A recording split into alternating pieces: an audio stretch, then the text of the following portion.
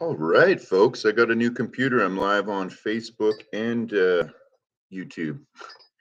And so this Brian Mitchell, I just read his post about biodigital convergence and another con. So if they can get us distracted with what I call science fiction fear porn, and they can fill up your subconscious, which is your slave conscience, because have if you watch scary movies, if you watch the Alex Jones fear porn, and he's got a real sharing a bunch of scary information with a real harsh tone of voice, you're now going to be scared, whether you know it or not. Your subconscious is filled with scary programming, and you're not going to be able to make logical decisions. That's how fear works, and that's how slavery is. They don't need to whip you and chains and slavery with the whips. Now they've got the subconscious filled up so that you think you're a good little worker and pay your taxes and vote for a leader. And then, oh, now I'm going to get Bitcoin and my blockchain slave technology. Anyways, they want to now take it another step further with scaring you. So I could read. Yeah, I'm just going to read the write-up I just made, and then we'll play the message I sent to Brian. So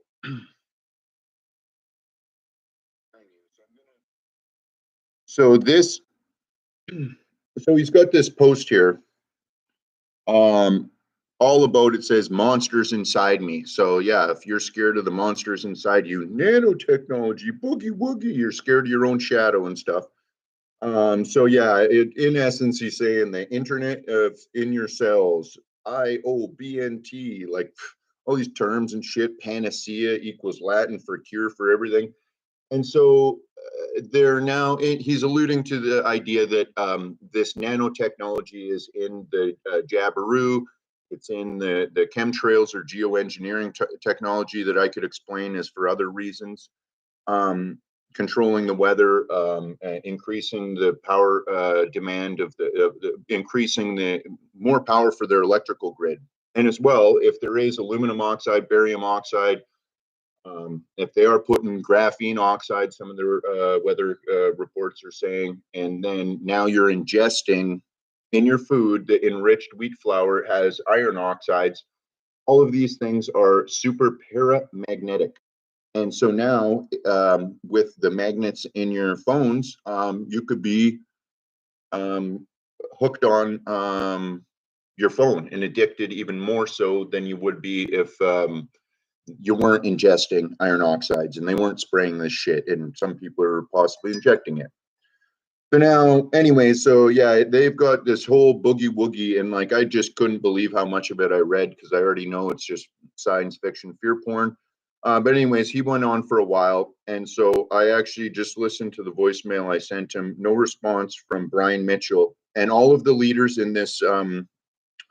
No response. I just sent out more messages. I'll just name them off quick. So there's Brian Mitchell. I just found he's a big guy in the and then as well, I looked at his mutual friends, and I'm mutual friends with a guy named Russ Kirion, and curiously, he looks just like Russ Kirion. So, anyways, they both just have one picture on their profiles.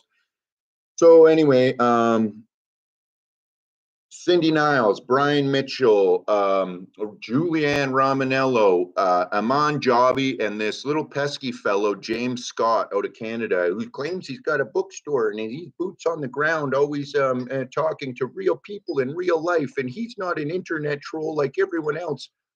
Anyways, he's the biggest fucking internet troll, and I doubt he even really has a bookstore. If anybody's actually gone and met James Scott at his bookstore out in Ontario, please give me a heads up and let me know if he even has a bookstore, because I think he's just a fucking internet troll that really pisses me off, because he mouths me off, and then won't answer any of my questions in personal messages. I seen him or his little pal Matt the Unseated doing a live stream, and he's all over the comment section, and I'm questioning him.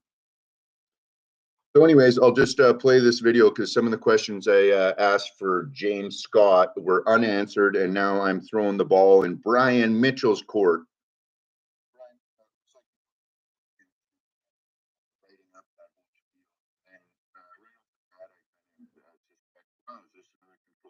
discussion agent? What do you do for a full-time job, or how do you, what's your expertise? Like, how did you get into your passion for discovering this biodigital convergence? And I mean, when I started looking into NASA, for instance, oh boy, the Canadian government says there's a Canadian space arm that costs taxpayers a whole bunch. Is it real? No. So just because it's on a Canadian government website doesn't mean it's real. Just because they say that there's nanobots, can you prove that nanobots exist, or you need a fancy electron microscope? Oh, wait, can you even prove electrons are real?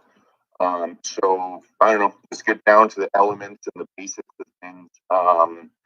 You're up for a live stream discussion. I'd love it if there's any type of proof you can share that. I don't know. I've looked into it for a while here. I doubt you're going to be able to share any proof over video evidence, or like, I don't know, what's your most high-powered microscope, and can I trust what you show me? But I don't know where you live. Maybe we could meet up and talk about it. Anyhow, if you're up for a live stream interview, discussion, debate, whatever you want to do, that'd be awesome. But and apologize for my aggressive kind of tone here in this message. It's just that James Scott, I've asked him several questions, and he not only obfuscates, doesn't answer my questions, he often mouths me off, and other people, very rude. So I guess I was just reading some of his stuff and a little triggered, so apologies for me passing that onward to your message. But anyways, I just read your full write-up there. I'm going to look over your page more and hopefully talk soon. Brian, thanks.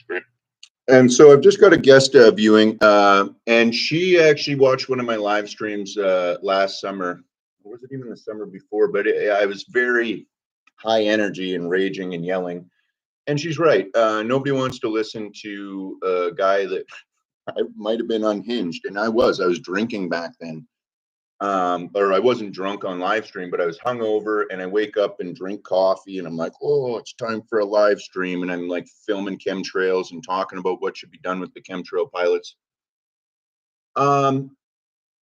Yeah, I sometimes watch back on those live streams and I'm like, yeah, I shake my head about some of the aggressive nature, or I'll say some things I might not mean. And then even with coffee, for instance, coffee can put you into a fight or flight mode. And ideally, I'd like to be calm, cool, and collected. But what happens when there is trauma, let's say specifically narcissistic abuse, there's 4 common symptoms that Anna Runkle's highlighted. She, the Crappy Childhood Fairy, check her out. She's got great information. She says, fight or flight, freeze or fawn. Those are the 4 common reactions to people that are experiencing narcissistic abuse. I am the greatest fist fighter in the history of Earth, pound for pound. So naturally, I will fight or flight, but it wasn't always like that. It actually took till a near-death experience when I was 13, and then months later, I stood up to a monster bully, and 50 wins, 0 losses later, nobody's going to want to fist fight me. And I'm not going to back down from any challenge, whether it's physical, mental, spiritual, an academic decathlon. I'm up for the challenge now because, yeah, you can't just physically beat up everyone. But as well, just singing Kumbaya and doing yoga or something, or eating a vegan soy patty, and it's not going to have you beefed up and ready to defend your friends and family and yourself against and all the children going to school and getting programmed with this Babylonian bullshit, like ancient astronaut, fucking NASA science fiction crap, and now they're going on the micro level with this nanotechnology. So anyways, I actually have for the most part of the year quit coffee, or especially since summertime, I quit coffee, but it is a rare treat to get the old jumping bean, and it tastes great. And I put some cayenne pepper in there. Boy, this cayenne pepper is so nice with some chocolate and turmeric. And usually I have some medicinal mushrooms in there. But anyways, now getting back on track is with the narcissistic abuse, there's something called gaslighting. And so if there is an Illuminati or Freemasons or some chosenite master race that wants you to be a slave, and they've figured out that the subconscious or the sub-slave conscience, that can be programmed and useful for hypnotism and tick-tick-tock. The time is dwindling and people are all like, oh my God, they're spraying more chemtrails and the biodigital convergence is going to get us. I better not eat sugar because Brian Mitchell just made a post saying that the nanobots can self-replicate by eating sugar.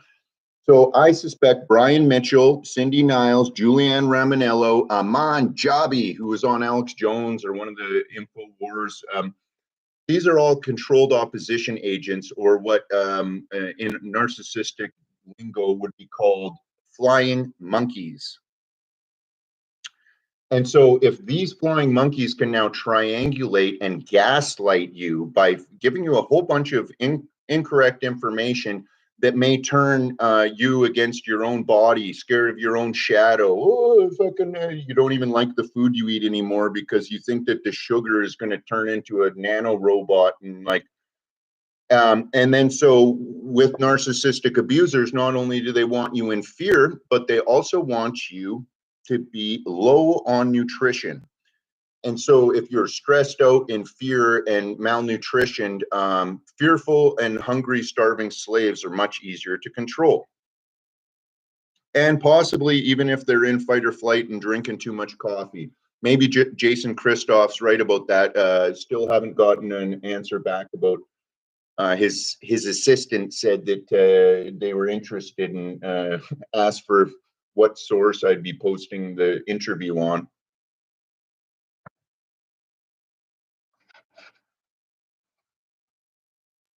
I'd like to talk to Jason Christoph because he's very much knows a lot about what I'm talking about narcissistic abusers and fear-based programming.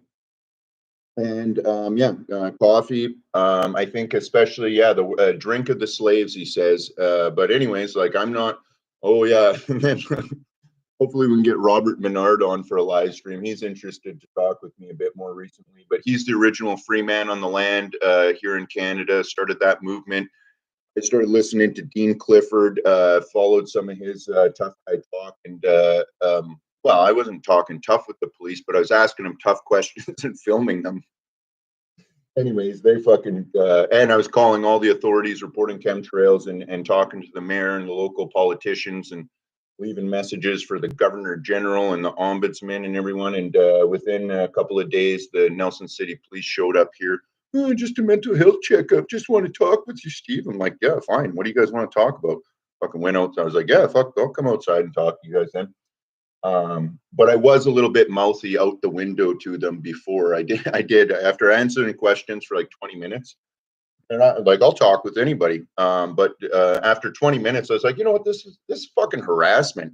I said, how about this then? How about you get your pigmobile out of the alley because you've now been blocking the alley for 20 minutes, and I consider this harassment. So I'll be calling them the bylaw officers to get you out of the alley and to quit harassing me. I've already called the ombudsman, I told them. Anyways, they didn't like that. When I said pigmobile, the one cop reached for his gun, and I pointed him out. I'm like, Corey Hoy, what's your name? Corey Hoy, badge number. Anyways, Corey Hoy, I identified that I couldn't trust that snaky little guy because he was reaching for his gun when I said pigmobile. Sure enough, he's the guy that tasered me. After I went out and complied and talked with him, I even went out in the sunshine. I'm like, yeah, fine, okay, let's go over here in the sunshine and have a little chat. After another 20 minutes, anyway, can't trust the cops exactly. What are we paying taxes for? Yes, I love the idea of policies and strong men with training and even some weapons. I actually like that with the British cops having billy clubs and stuff. I actually, as much as I love guns for hunting or whatever, it's more humane to actually hunt with a gun and to be able to accurately pray for the blessing of the the animal that God provided for us to eat, and pray that you'll have accuracy to get the animal and cause the least amount of suffering. So yeah, guns are great, but I don't like gangsters, mafias, and criminals running around with guns. However, yeah, you do look at the crime rates in Switzerland, the lowest on earth, because they all are trained with weapons and have them. However, whatever. Shouldn't be having a bunch of guns, and especially not for a mental health checkup for me, who's actually like a vigilante detective myself. Not crazy, but now they show up with weapons and are freaking grabbing at them when I call their vehicle a pigmobile, because they are personas acting in government. Got that term from Dean Clifford. Got in a lot of trouble for using it. Now, and oh, sorry for my tangential speech patterns there, folks. That's the number one thing that when they got me in the mental hospital, tangential speech patterns. I was like, I've been like this since I was a kid. Okay. Scramble around, talk about a whole bunch of different stuff. Usually I can always get back to where I was going with my message before I, and whatever. You don't like the way I talk and ramble around and jump all over the place? Yeah, just shut it off. Don't listen to me. And if you're a psychiatrist that wants to sell drugs to me, or actually have taxpayers pay for drugs and then force inject or fucking force them down my throat, I think that maybe society is pretty sick and it's not civilized at all. And if you're well adjusted to this sick society and you're fucking rich and you're successful, then maybe, oh, hey, buddy. Nice. My buddy on YouTube is appreciating what I got to share. And this is neat. First, I did a live stream 2 weeks ago when I got my new computer. I was like, yeah, I'm gonna do a live stream.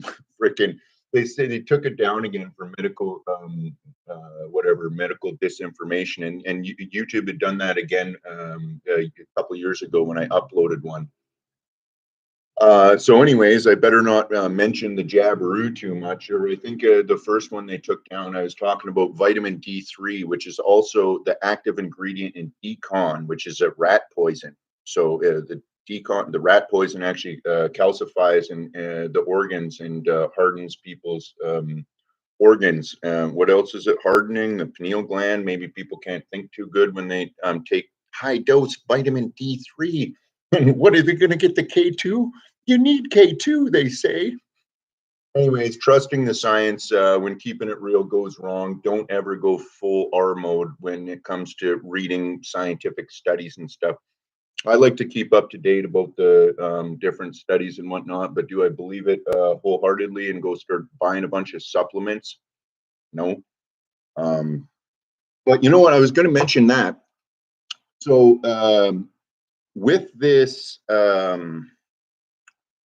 biodigital convergence and James Scott specifically, he's claiming everything's nanotechnology. Every nano, it's going to get you. There's nano in this, there's nano in that. And so this I love. I found out about colloidal silver about 20 years ago. Thanks, high fiver, Shauna. Shauna raised her sons right, and her sons passed along all the good info to me. And then now me and Shauna are good buddies and always sharing herbal remedies and stuff. I got this on discount at Ellison's Market, Nelson, BC. Go down and talk to Susan. She's a beauty. And yeah, you get the deals on this.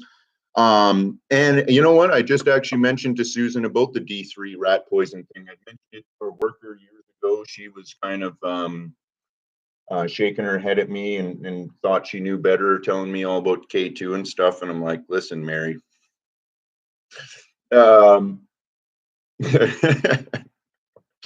A friend of mine on Facebook posted, he had a comment that said, when women learn to listen, then they're unstoppable. I find it funny because especially like you know, that is a masculine trait, is keeping up to date about information and sharing to protect and provide for women and children. And women are much better at actually making the medicine and nurturing and caring, and not so much the protecting. And it's like, I don't know. I just can't even believe. Well, and I guess that's the other aspect about this women and all their natural health, and like, because go ahead, go to any of the natural health food stores. 9 times out of 10, the people behind the shelf at the health food store are women. There's one guy at the Kootenai Co-op. He's a good chap. Me and I just started chatting with him a bit more. And but anyways, they're mostly all women, and they're often I guess it's not just a woman trait, but also like if you're in a career and your livelihood depends on selling these products, similar to the way I used to work in the oil sands, and all the oil sands workers are like, yokely dokely, we're cleaning up the swamps. This tar was toxic, and now we cleaned up the swamps. Yeah, fucking right. The oil sands should be shut down. Luckily, there is now a bunch of news breaking about hydrogen powered vehicles and stuff. And that's what I actually should be. I've got a lot of high technology that I've been reading and thinking and dreaming. And now I finally got a workshop and a bunch of tools. And that's the blessing of sobering up and not spending as much time, energy, money drinking. And now I got a bunch of tools. I'm going to go out and build some stuff. Anyway, there should be the hydrogen. A lot of these vehicles could all be converted to hydrogen powered. So they're hybrid hydrogen and gas. And even with these wheel hub, the motors that they're bolting onto the hubs, they're hub motors that you bolt on to where like the rotors of your vehicle are. Those look very awesome too, but I just think that good old combustion engines are great because I am concerned about some of the EMF dangers with having too much electric vehicles, and then as well the batteries. Although the saltwater batteries, and then even that Coca-Cola lithium with the lithium pills that they gave me, I'd like to actually make some batteries out of those with the lithium, and then some Coca-Cola would be a real acidic base.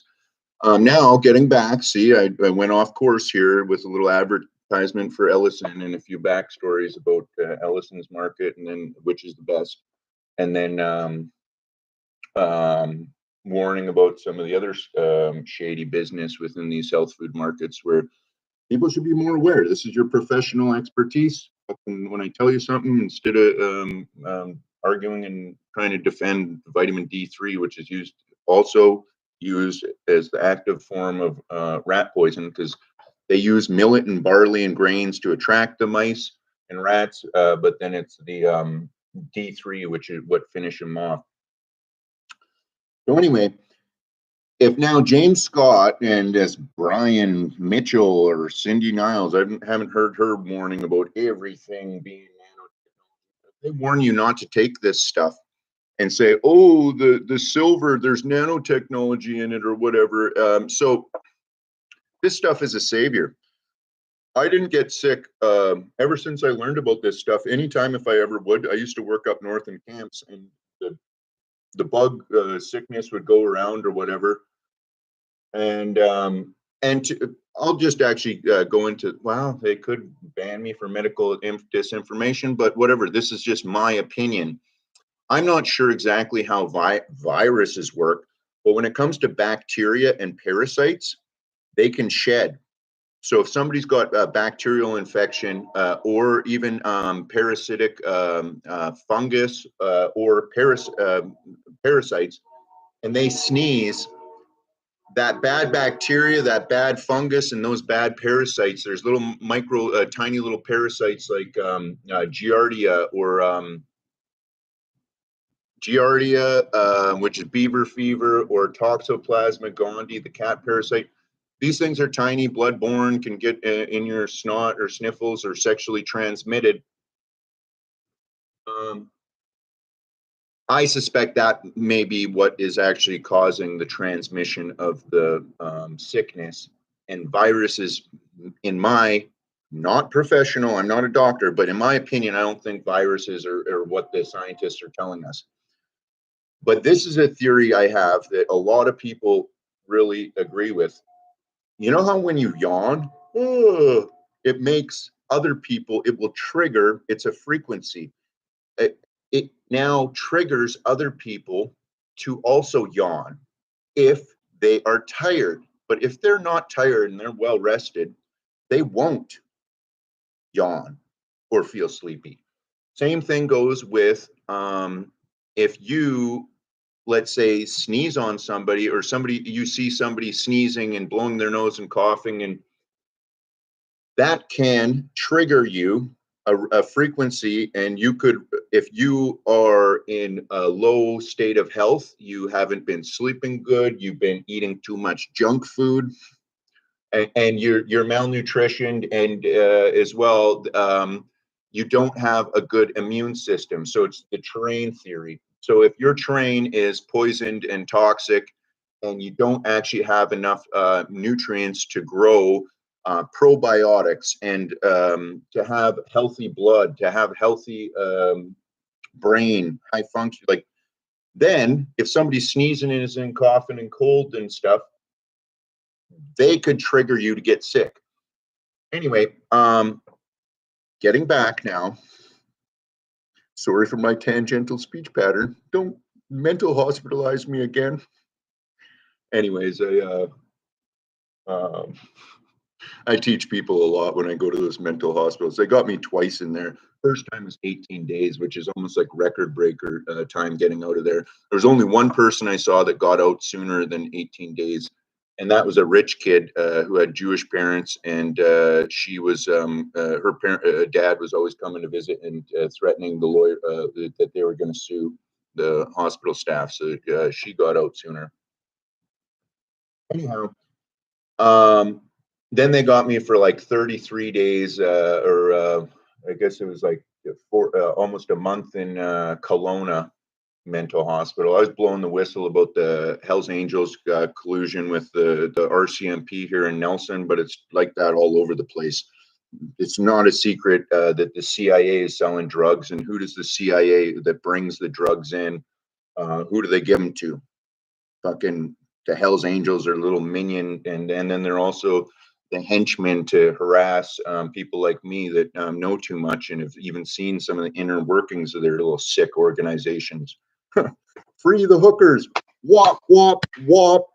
Man, those Italians hate me when I come around the corner and they're abusing hookers or strippers or mistreating. Anyhow, now getting back to this. So now this is awesome. You start getting the sniffles or cough or cold. You can, like, it'll be that little tickle in the back of your throat. Take a few drops of this in the mouth, swirl, swish it around in your mouth, swallow. Sometimes you don't even really need to swallow. Just swish it around, gargle, spit it out if you're worried about turning blue or whatever the science tells you. But yeah, silver, and what a coincidence! Silver, the silver bullet that kills vampires. What else do they say kills vampires? Sage. I actually got some bay leaves. This is one of my favorite type. Well, actually, all the sage varieties are my favorite. Um, Mugwort's my favorite before bed. The sage that grows locally. Well, actually, there's not that much sage growing locally here, unless I bring it back from the East Kootenays or from out past Grand Forks all the way to Princeton. Anyways, the sage kills parasites. Garlic kills parasites. And what do they say that the vampires are scared of? Silver, sage, garlic, onions. And what a coincidence that the East Indian Ayurvedic system, or I don't know if it's Ayurvedic overall, but I know that there's a bunch of gurus, and these yogi gurus here in Nelson will tell you that garlic and onions affect your spirituality. Like, what are they, like having some type of like spirituality showdown? Like, man, I'm the most spiritual. What exactly are these spirits? How are they working? And why would you not use garlic and onions? Anyway, so yeah, the parasites. And could it be that big pharma doesn't want you to know about parasites, and they'd rather treat the symptoms and drug you with a whole bunch of crap that you don't need? Probably. So, and then with mental illness, you can actually look into just Toxoplasma gondii, the toxoplasmosis, what it's called when you're infected. And that will cause cluster B rage disorder. And there was studies showing a high correlation of with the what is it called? Bipolar, schizophrenia, psychosis, all of these issues that they are saying it's a chemical imbalance. It's all hereditary and genetics. When in reality, that parasites can cause people to go bonkers.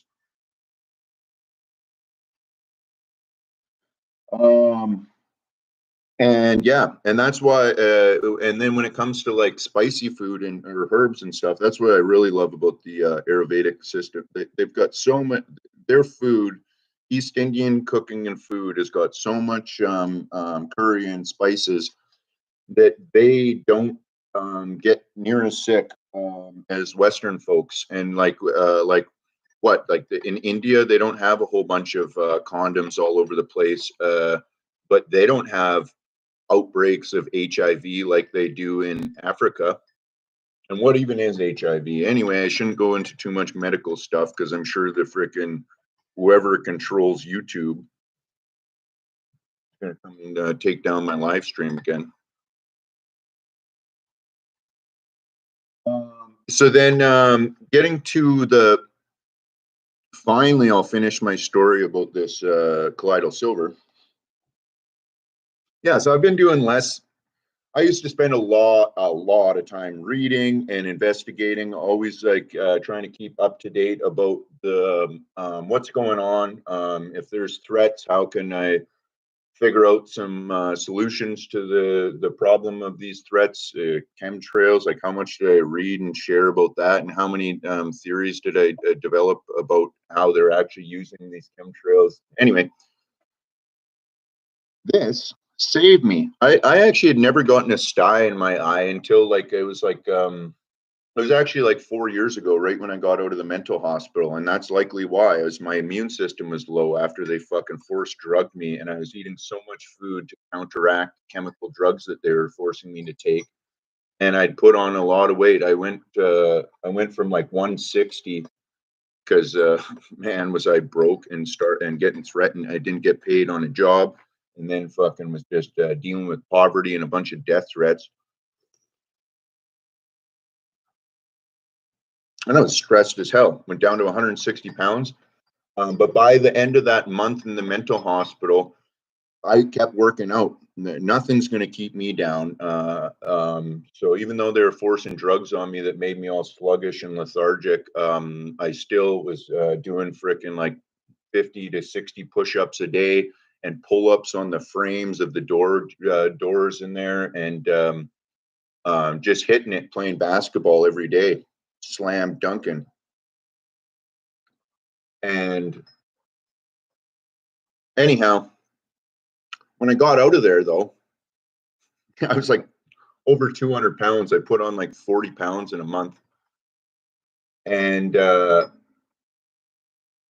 I was looking pretty pudgy and fucking then had to do like a real dirty job grinding this fucking rusty truck I was fixing, and got rust in my eye and a fucking sty. And I couldn't believe it. Was it on the upper part? Yeah, it was on like the upper part of my eyelid. And it was just like this huge like lump bump that luckily I had essential oils. I don't think I did have colloidal silver at the time, but I had essential oils. So I just like put the essential oils like just like a dab, and I'd put it around my eye. And then that the essential oils, whether it was rosemary or tea tree oil or what else, patchouli, I love. Anyways, they're very strong, and the essence of that will make your eye naturally cry, and I figured help push whatever bacteria or shit that was in the metal, tetanus they'll call it or whatever. I don't need to go get a tetanus shot. Go look into the ingredients of that and the correlation of all the damage that causes. Anyway, so I use natural oils, and but it took like over a week. It was like a week and a half to get rid of that sty. It was only like 3 days ago, or maybe 4 days ago anyway. I was doing some flips at the pool. Man, do I got some new flips. I'm going to be pushing the limits this summer, cliff jumping. Anyways, I was doing these wild, like 360 death dives and front flip and a half death dives, and even like back flip and a half death. Like, man, those death dives really changed the game for making it easier to land flips. Um, yeah. So, but I think it was the 360 one I was doing, and I over rotated and smashed my fucking face into the pool, and this dye just blew up under my eye. But anyways, as soon as I got home from the pool, put the colloidal silver in my eye. I'm not recommending everyone do that. If you want to go to the doctor and get antibiotics, by all means, go ahead. But anyways, this colloidal silver worked for me. And I also, many years ago, had an earache. I took the colloidal silver, put it in my earache on. So anyway, but now if you start believing James Scott, oh boy, you're gonna not want to take anything from the health food stores. And I actually do a lot of what he's warning about.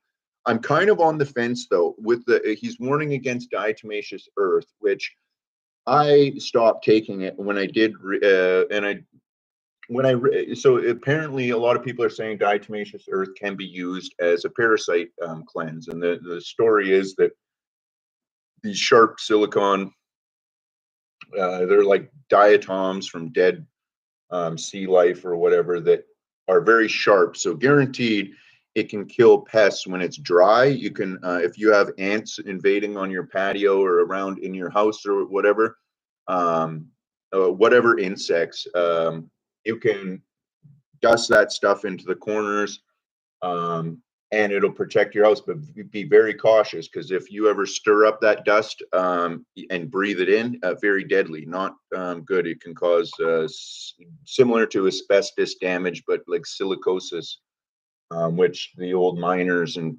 cement workers get. Anyhow, so the diatomaceous earth, the insects don't like it because those sharp crystals will fucking dry them out and bung up their exoskeleton. But I'm not sure how that works internally. Um, but anyways, and then as well. Once I kept reading, I felt it was actually it was great. It seemed it was like I took maybe a higher dose one time and it made me shit more, but like coffee will do that. And but anyways, I did notice for the few weeks that I was taking it, my hair and fingernails, everything was growing super fast. And I don't know. I guess I especially was thinking that it could have been actually taking removing the gray hairs. But looking back at the timeline of when I was taking that stuff, it was like after I got out of the mental hospital. And so my hair went gray like real quick when they put me in the mental hospital. So was it diatomaceous earth that stopped my hair from graying and reversed that?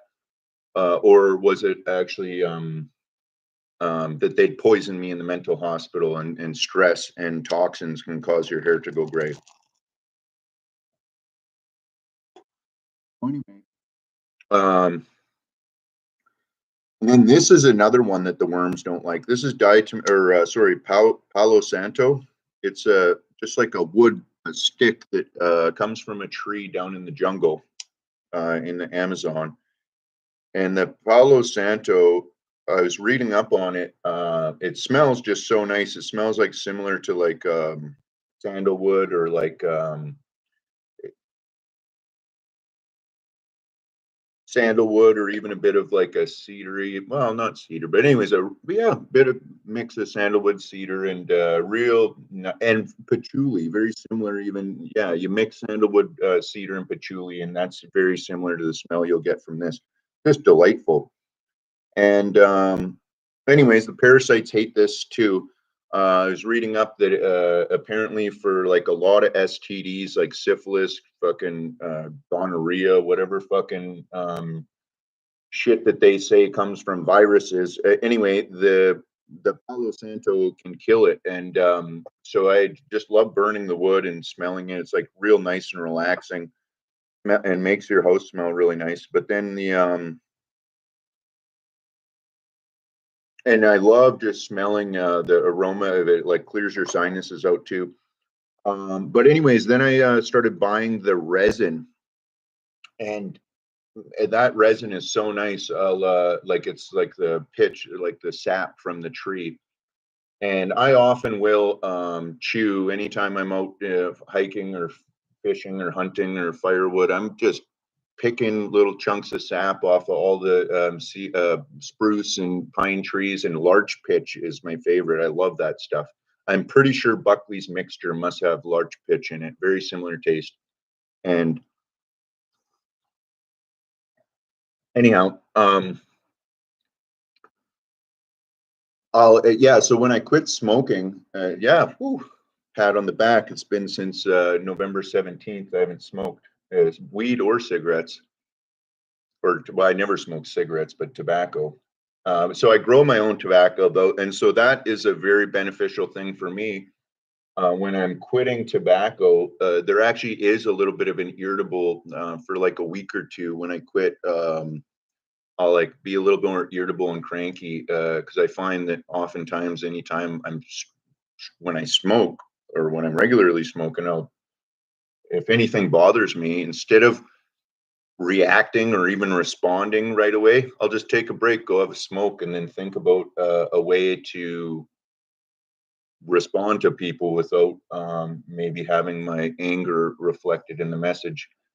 And sometimes I'll just have a smoke and just be like, yeah, fuck that person, just don't even respond to him. And anyhow, the tobacco, yeah, I think that's why the natives like it. The peace pipe, it is nice, peaceful, calming substance that maybe more. Imagine actually if I could sit down with some of the world leaders and fucking have a smoke with everybody's favorite Donald Trump. Donald Trump would probably like me actually, and I could straighten him out about a lot of stuff about like his Jew worship or whatever. Like, does he wear a tiny hat, or like how come he's always inviting these tiny hats into the White House? Like, like what do they not have? Like, and then the Catholics, what he was schooled by the Jesuits, kind of suspect. And why is the Jesuits founded by the Basque nobility? Does anybody know about the Basque nobility? The Ignatius Loyola, the Black Pope, that was a Basque nobility. Where did the Jews even come from? The Middle East. Yeah, yeah, I bet. Hey, folks, should start looking into what is going on outside of New Orleans, where the fascist fleur de lis symbol is, with their New Orleans Saints, and New Iberia outside of New Orleans that has like this Catholic cathedral that almost looks as big and fancy as the cathedrals I seen in Montreal and old Montreal, Quebec City. Like, we're, yeah, fucking horse and buggy ancestors built that stuff. Yeah, they showed up off the boat and were like, let's just build these huge cathedrals. Let's get the wheelbarrow and shovel guy in the St. Lawrence River, and we're going to build some locks and canals and stuff. To St. Marie, woo! Like, anyway, fake cowboys and Indians history. Um, Anyways, the big nosers have been in fucking America the whole time. It wasn't called Canada back then. And as well, if you read their stories or whatever, they say Sargon of Akkad was the founder of civilization. What an interesting coincidence that Sargon of Akkad, Akkadian, sounds phonetically the same as Acadian, which is the old Frenchies from Canada, Acadian Canadians. These old Frenchies, I'm related to them. Jean Bergevin. Anyway, these people have bigger noses than the Jews. Not kidding. Frenchies have bigger noses than the Jews, because look at that. Look at how fucking long that is. And it's, well, I've got the Scottish and Dutch German bulb. Yeah, it's a bit more bulb. So anyways, my Jew nose is bigger than the Jews' noses, and it's unbreakable. because those Jews, even though they got fucking huge snouts, they've got the Turkish hook to them, so they don't even actually have the big bulbous portion, unlike Frenchies and a lot of Dutch Germans too. And you start looking around at genetics or whatever, and like, what's the big difference between a Frenchie, a Northern Italian, a Swiss, these Ashkenazi Jews? Where'd they come from? How come they look fucking just like me? Some people say I look Serbian or like Croatian or whatnot because I got this, or not Croatian, was like Russian, people think, because look at how high I grow my beard. Fuck, I could survive up in the tundra, or Siberia, or I've been to none of it. And I survived just fine. Anyhow, let's get back on track to the controlled opposition agents. Well, and nice. So this expert in hypnotism just messaged me back. I'd love to play that. So I just sent him a message telling him like, yeah, let's get you on for let's. And if you're watching, Michael, send me a request to join, and then I'll see it and can add you. Because if I send you a request to join, it never works. And then you would have to be on a cell phone as well, or it won't connect if you're coming from a laptop.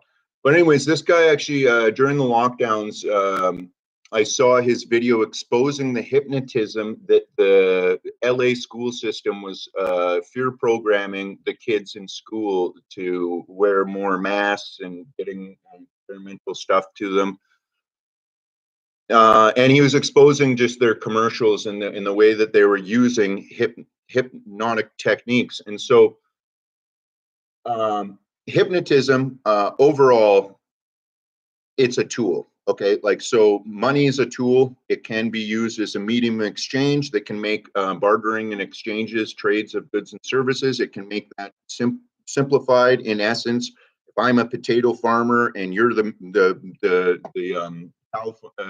beef farmer and you got milk cows, well, if you trust me that I'm a good potato farmer, you'll give me beef and dairy to get me through until the fall, and then I give you a ton of potatoes in exchange for what you give me. So money's actually good. That's not the root of all evil. It's usury and a bunch of big nose, tiny hat tricks that are greedy about it. And Freemasons, whether they're Shabazz Goyim or whether the Freemasons, French Freemasons, whether they invented the Bible and the whole Chosenite thing, and they're just wearing a bunch of tiny hats and it's a big joke.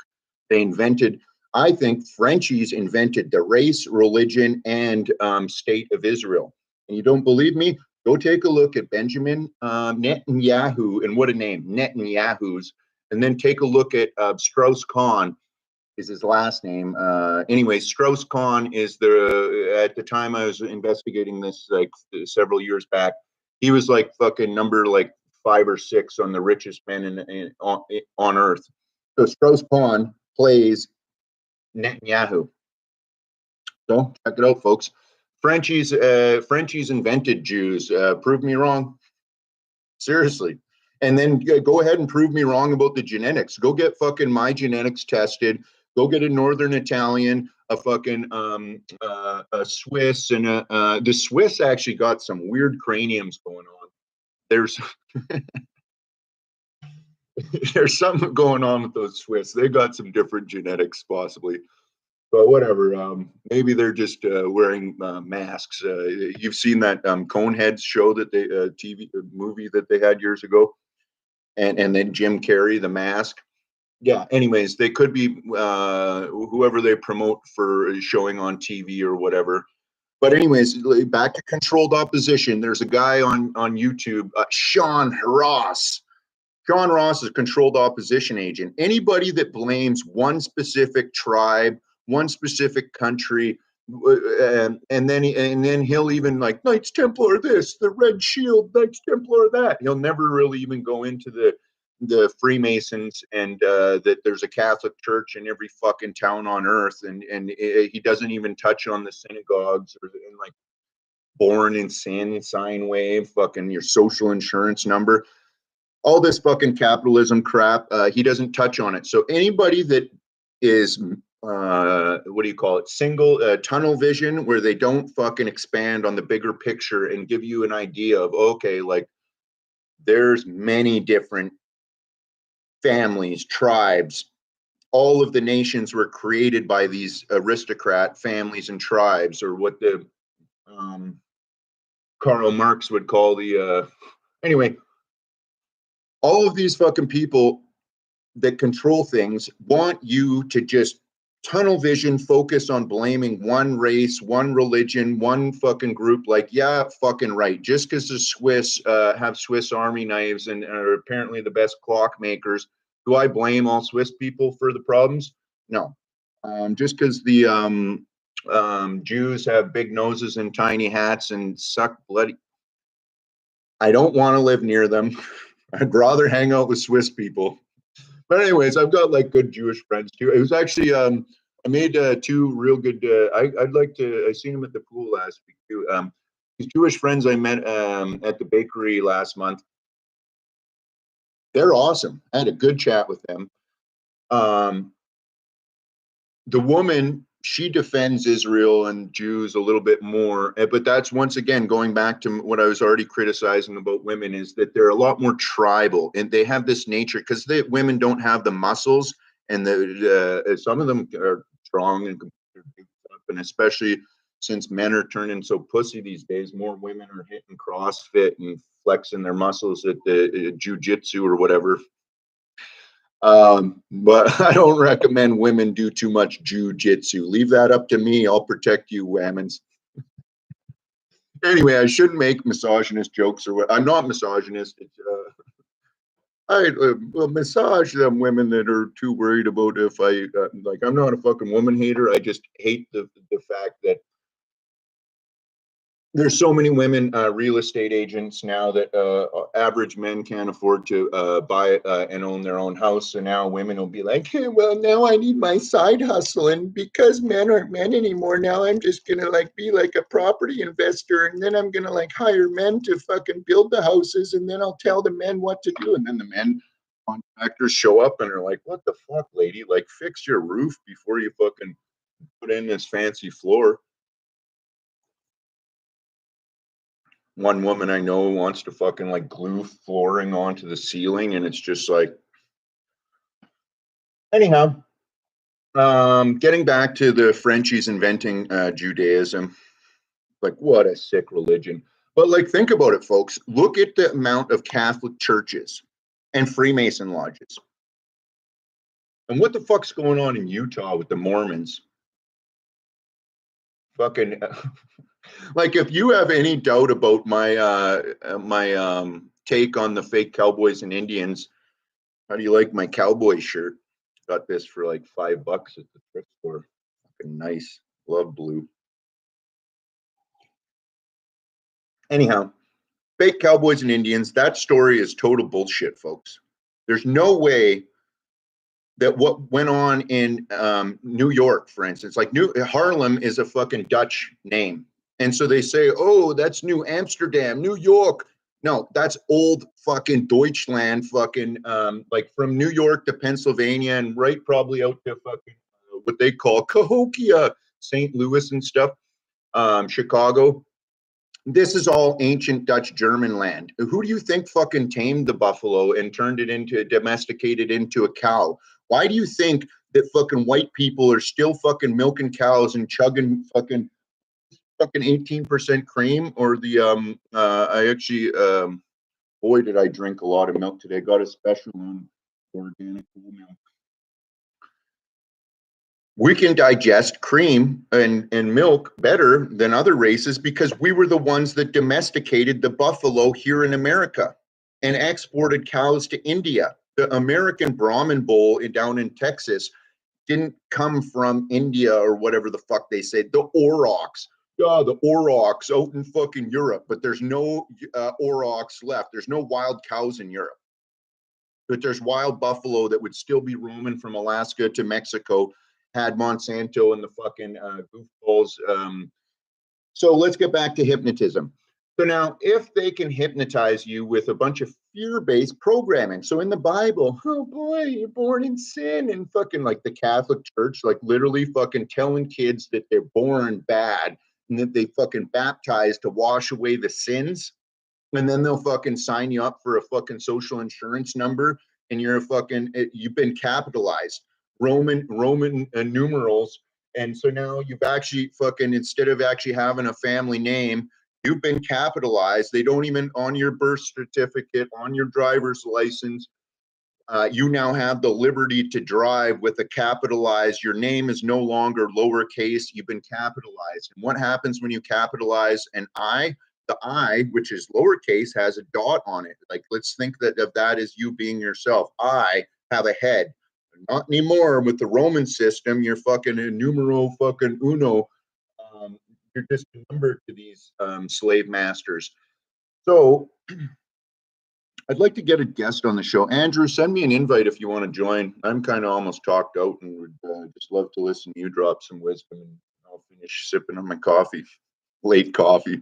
But yeah, I'm telling you folks, coffee does get me fired up. And like the more I've been out just building stuff, working with my neighbors, going to the gym, and especially hitting flips at the pool and socializing more, and the less I'm reading and sharing information, like I'm just exhausted with the whole sharing information. Like I've said what I needed to say. I still reach out to professionals that want to do interviews, and some of my buddies that I chit chat with and stuff. I'd love to get some of them on for live streams, but I think that a lot of my regular friends, and myself included, that there's an anxiety, or especially lately since I quit drinking and quit coffee, like I just don't even have that urge to share publicly. And it's like almost like this coffee almost like fucking gets me fired up. I'm going to share now.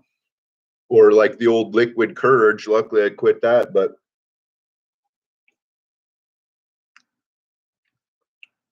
so a lot of regular folks kind of have anxiety and don't really they're kind of a little bit timid to share. And like a lot of regular folks that I talk to have just as much they have just as much wisdom and knowledge that they could share as these university professors or these expert fucking Facebook all stars with 5,000 friends or whatever.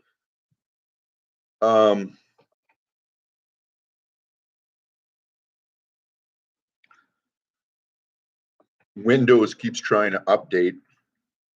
Just don't even do it, folks. If they're trying to update your Windows program, don't let them. They're just going to like put in more spyware crap that'll bog your system down. But anyways, yeah, it's unfortunate though. I think a lot of that's how it was for me. I wanted to share information. For 15 years, I've been steadily watching documentaries. I was blessed with a maintenance electrical job where I had lots of time to, some days we wouldn't even get any work orders. Me and my buddy Marcus, we were just always talking and sharing and information about conspiracies or health related stuff. And like I'd download a whole bunch of PDF books or bring books to work, or even download documentaries, and me and him would sit in the truck and learn and share and discuss what the truth and what is valuable. I mean, like,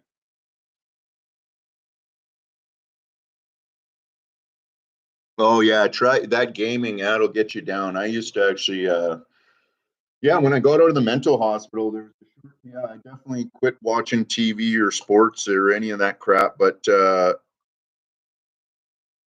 I think it is what do they call it? Dissociation. When something really bad happens to people, sometimes instead of facing the sad reality or whatever, a lot of people will what they call disassociate. And whether it's drugs, alcohol, video games, watching TV, yeah, people will dissociate in many different ways. And that's why I'm telling you guys, guard your subconscious, because if you Like, who knows what type of subliminal messages they put in the video games, or definitely on TV. It's all shown, or people will show you. My buddy Michael will hopefully get on for an interview soon, and maybe I will shut it down and come back soon. But I don't know. I keep looking at this and thinking maybe there's something else I got to mention about that. But yeah, literally 3 days. Oh, nice. I got a guest joining on Facebook. You guys won't be able to see him over on YouTube, but I'm gonna figure out that he's actually helped me. Once I get that Discord screen share or restream, I don't think I am gonna go with StreamYard, even though it makes it simple and you can show all the different you can highlight comments to show on screen. I'm gonna have to figure out the restream. There's something going on at the park there. I seen a bunch of people going by with these little jellyfish lights and stuff.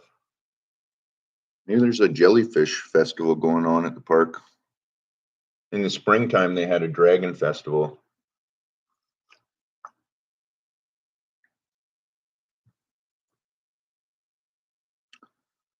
But yeah, it's unfortunate. And then Facebook says adding, but not letting them get on. But yeah, that'd be neat too. If I always encourage Andrew he's got a lot of wisdom to share, to do more live streams, because that's what I find is that that's what I really love about doing the live streams is I will try to get. I'll often reach out to people that have never done live streams before and be like, "Come on, get on there, let's share." Sweet, how you doing, Andrew?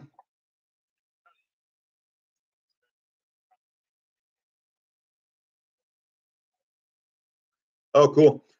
So yeah, you've been watching for a bit. So yeah, like I mean, I've almost said everything in this live stream. I've almost said it all before in previous live streams. So like I kind of like sure I'll read and learn more, but like I was just mentioning, I'm at a point where when all the talk is cheap, it's like we really do need to get back to community, and I guess just working, helping your neighbors, planting gardens, and I guess clean water. So that's what it comes to, and I love that about you is clean water, food, shelter, and tribe. Like we need friendship communities, and that's what the internet age is broken apart the most, eh?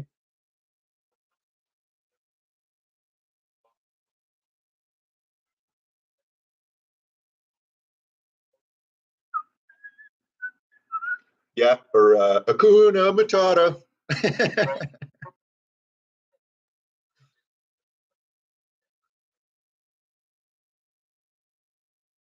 There is something hypnotic about the Disney movies. Like, actually, my friend, it was actually the pastor's son. I used to hang out with him because my dad was Catholic and he wanted me to hang out with the good Anglican boy. So I would hang out with Matthew or whatever. But he was kind of nerdy, you know. He was hypnotized by the Lion King, and he would have Lion King shirts and toys that he would always bring for show and tell and stuff. And like, he was possessed by the Lion King, and everybody else in school started making fun of him. They're actually, we had to have like a fucking meeting or whatever where Matthew didn't come to school that day. And so he told his parents, and his parents called the school saying, "Hey, everybody's making fun of my son, so he's not coming to school today." So when he wasn't there that day, the teacher and brought in the principal and counselor and had a big meeting about not to tease Matthew about the Lion King.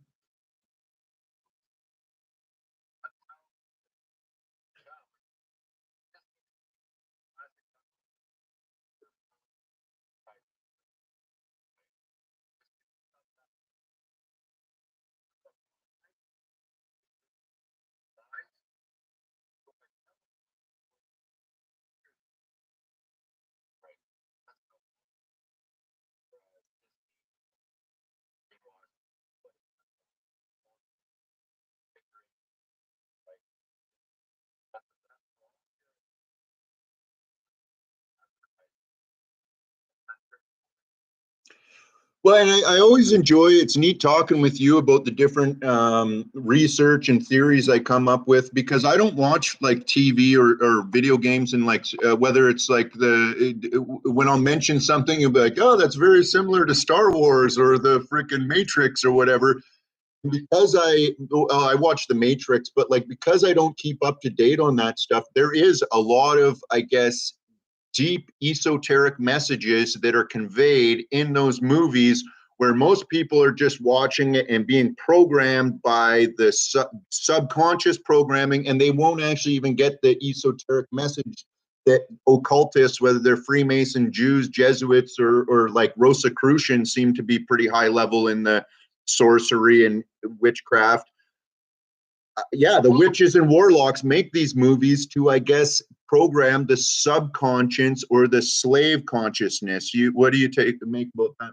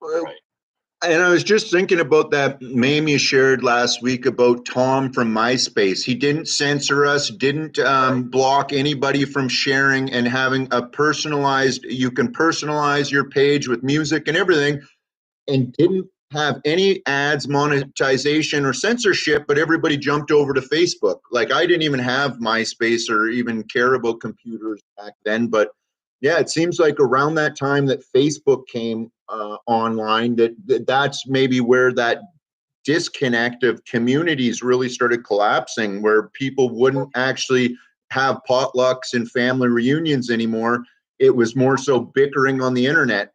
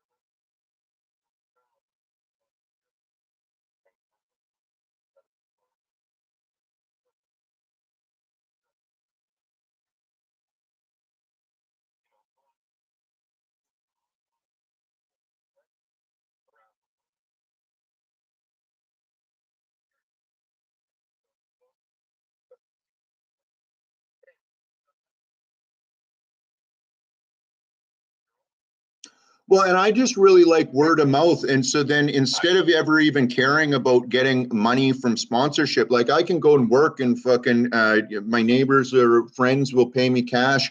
And I don't even really like, because the government's taken money to give to Ukraine, Israel, and chemtrail programs I don't agree with. I'd rather work with friends and family. But then when it comes to advertising, it's taken me a long time to go to all these different health food stores or even to read online about which medicines to make myself. And sometimes I'll make my own medicines a lot more recently, but then sometimes you'll find the best medicine, and this is made locally here. What is this? Lotus? Blue Lotus Ethnobotanicals. In this calendula salve, this stuff is amazing. I was actually putting this under my eye and around my eye when I got that sty 4 days ago, and magically, fucking sty gone within freaking 4 days. I just actually wiped away in that little like flake of dead skin. It didn't even bump up because right away it was on it with a drop or two of this per day, and then the calendula under my eye. And this stuff is magic. Have you ever used? And it's yeah, the warming sun herbs. Like I love the yellow flowers. St. John's wort's another one that I just love. Especially in the winter time, it relieve people of seasonal affective disorder. And then I used to smoke a lot of spliffs, and I'd dry the yellow flowers and then roll them up with the spliffs. And another great one is the comfrey, the purple flowers in the comfrey. I'd dry those out and roll them up in my spliffs. And then the same the which?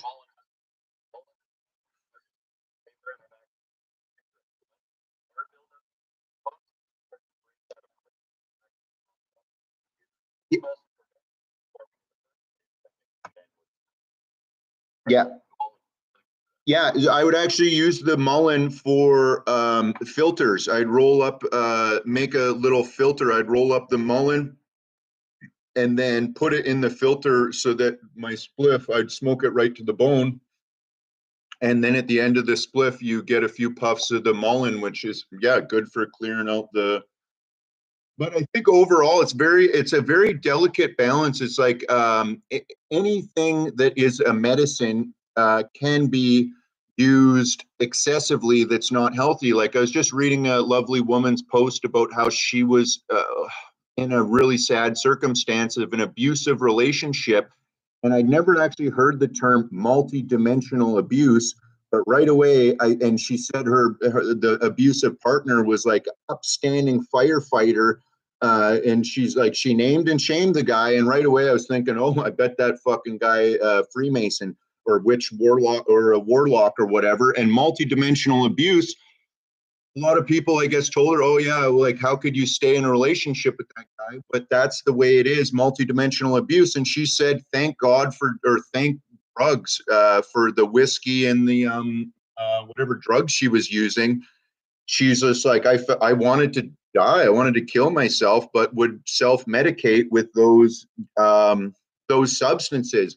However, long term, using those substances versus using flexing your spiritual muscle and saying enough of this and getting far away from abusers. And I think that that's the real tough crux that society overall is in, especially since these lockdowns.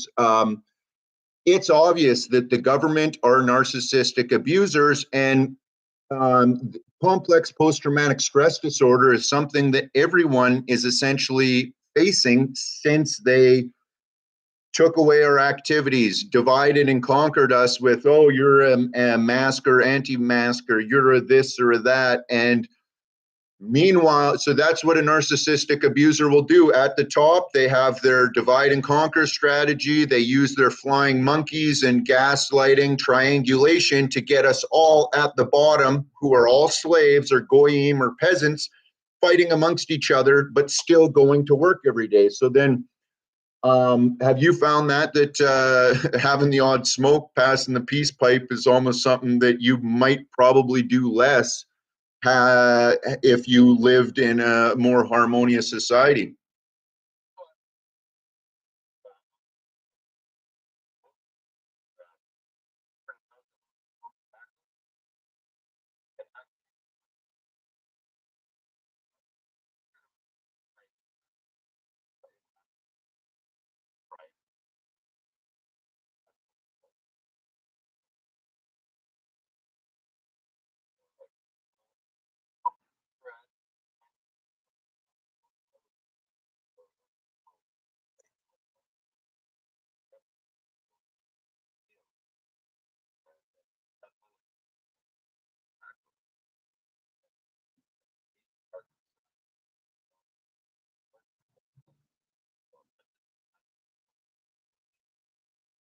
Well, it's interesting you said activating that part of the brain. Go ahead though.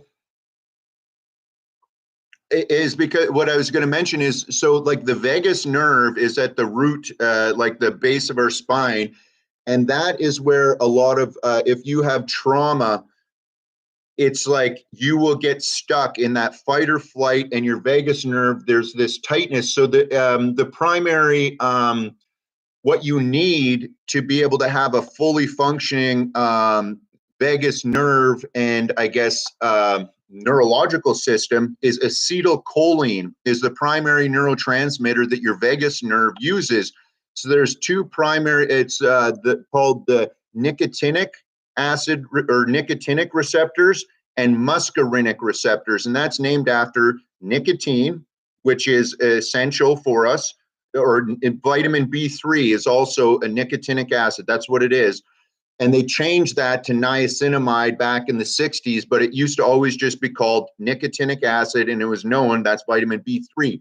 The other receptor is muscarinic receptor, named after the Amanita muscaria, which I found when I first found out about the mushroom and was reading a whole bunch, and my friend told me that that mushroom has actually ancestrally been used to heal ancestral trauma. And the Vikings or the Siberian shamans, they would use that in the fly agaric to either fly or in the dream world, or it gives you like spiritual power.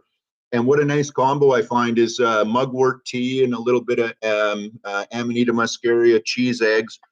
But that's what I think is a lot of people will use these herbal medicines, and instead of using them as sacred medicines and sparingly, whether it's passing the peace pipe and being responsible, or using smaller, what they now call micro doses, a lot of people want to get whacked out. And I'm going to the jungle and using ayahuasca, and they're like seeing jungle demons, serpents, or whatever, snakes and shit. And it's just like, I think people are overdosing on the sacred herbs. And but Amanita is an interesting one, especially for trauma victims, and especially if you can't sleep so good. I found that when I found some of these mushrooms and dried them and used them responsibly, that they give me like huge amounts of strength, whether it's the physical or even spiritual for just like, but I sleep like a baby, like so incredible.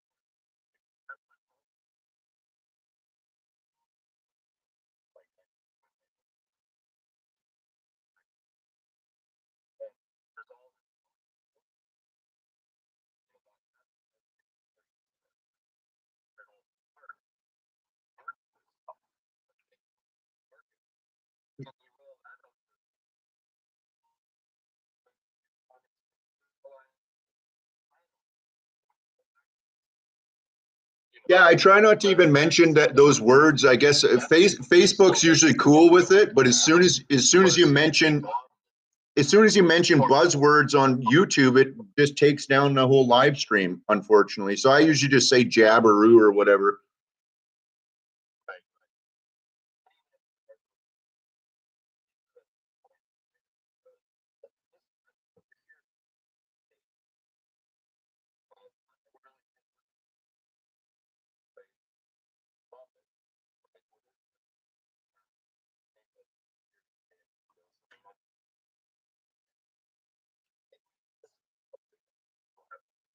Yeah, exactly. I'm not a medical doctor, and when I burn this Palo Santo and smell it and it seems to calm me down and clear my nostrils, that's not professional medical advice. That's just me enjoying some different herbal remedies that.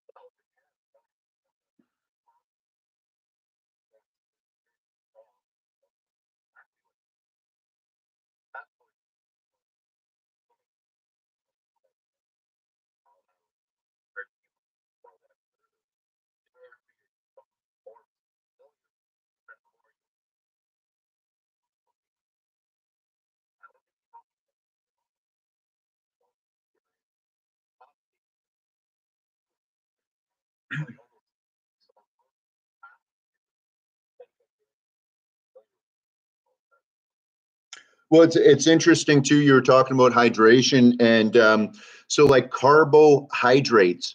So in order to be able to actually have usable water, you either need the sugars like natural. You get actually. I'm reading a lot about the most usable form of water is in fruits and vegetables, or especially fruits. I find that I just love them. Right.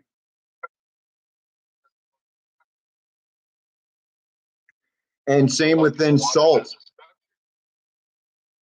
Salt is required to be able to retain the water so that you actually are hydrated. So carbohydrates, though, if you're not getting any, what's going to happen? You're going to get dehydrated and a little shriveled up prune. Like, and you'll even see it with the Eskimo or Inuits up in the Arctic. They don't have fruits and vegetables, and so you'll notice that maybe it is the tundra and wind blowing in their face all the time, but you'll often notice that they're very looking dehydrated, and that's because they mainly survive on seal blubber, whale blubber, and like seafood, and they don't get fruits and vegetables, and so they're dehydrated overall, I would suspect, compared to people that get more hydration or from natural fruits.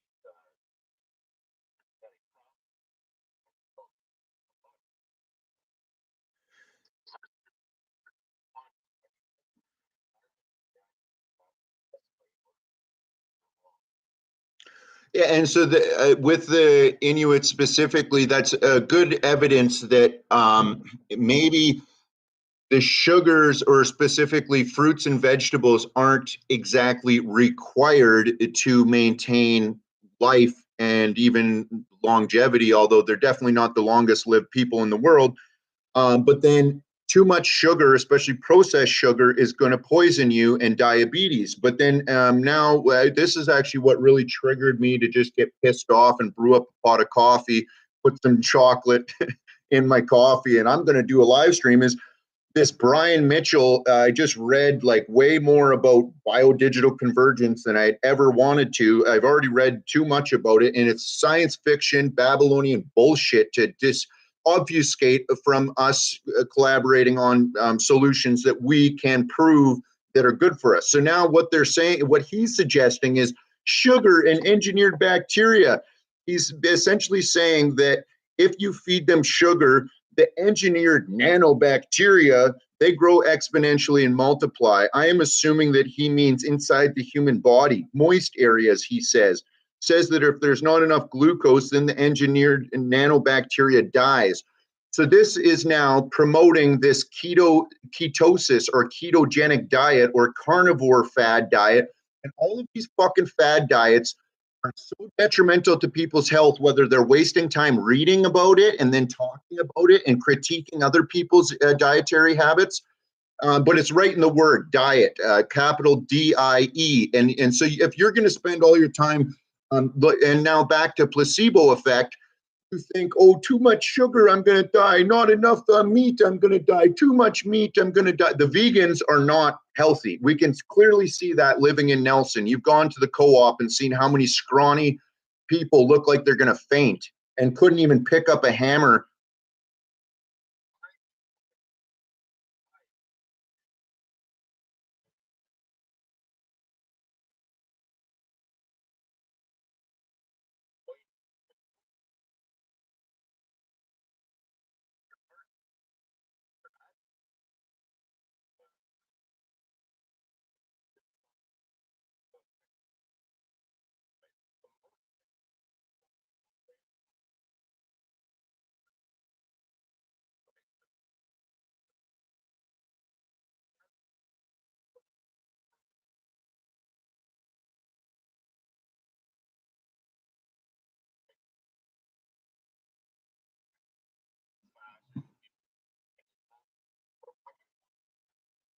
And it's a real slippery slope because people can go from carnivore, which is, let's say, right wing, to then veganism or fruitarianism, which is far left. And so they're not centered or balanced at all. And now, especially, I've noticed the biggest danger. I've never really met the carnivore meat eaters that look like they're frail and going to die on us, but they have an anger, it seems. I've noticed a lot of these carnivore meat eaters are almost just like ready to like punch somebody out, or they're snappy. They don't have, because they don't have enough glucose, which feeds the brain to rationally react and respond with empathy and compassion, or even any patience at all. They're aggressive and rammy. And I've been there. I used to maybe eat too much meat and not enough veggies or fruit. But then on the other aspect is the vegan fruitarians. They're so far off the deep end that some of them are now talking about fruitarian. All I need is bananas or fucking fruit to survive. And then even breatharian. They're like, man, I can just fast and survive. And especially damaging for women because women need more. Women can't do this fasting, even intermittent fasting. Men can do it because we were programmed to go out and hunt and bring back food for our tribe. Women would always have the food supplies and be nurturing and caring and taking care of the children, eating the bits and sharing with the children. They never had to go out and feast or famine out surviving on their own. So women should not be doing intermittent fasting unless it's very sparingly and they're not either pregnant or wanting to get pregnant. It ruins their fertility and ruins their, I guess, their subtle, their lovely. I've always noticed that women that are a little bit huskier or have a little bit of meat on their bones are more pleasant and enjoyable. And these skinny bitches that are doing CrossFit are very aggressive and hard to deal with, and they don't listen to nobody. Ketosis.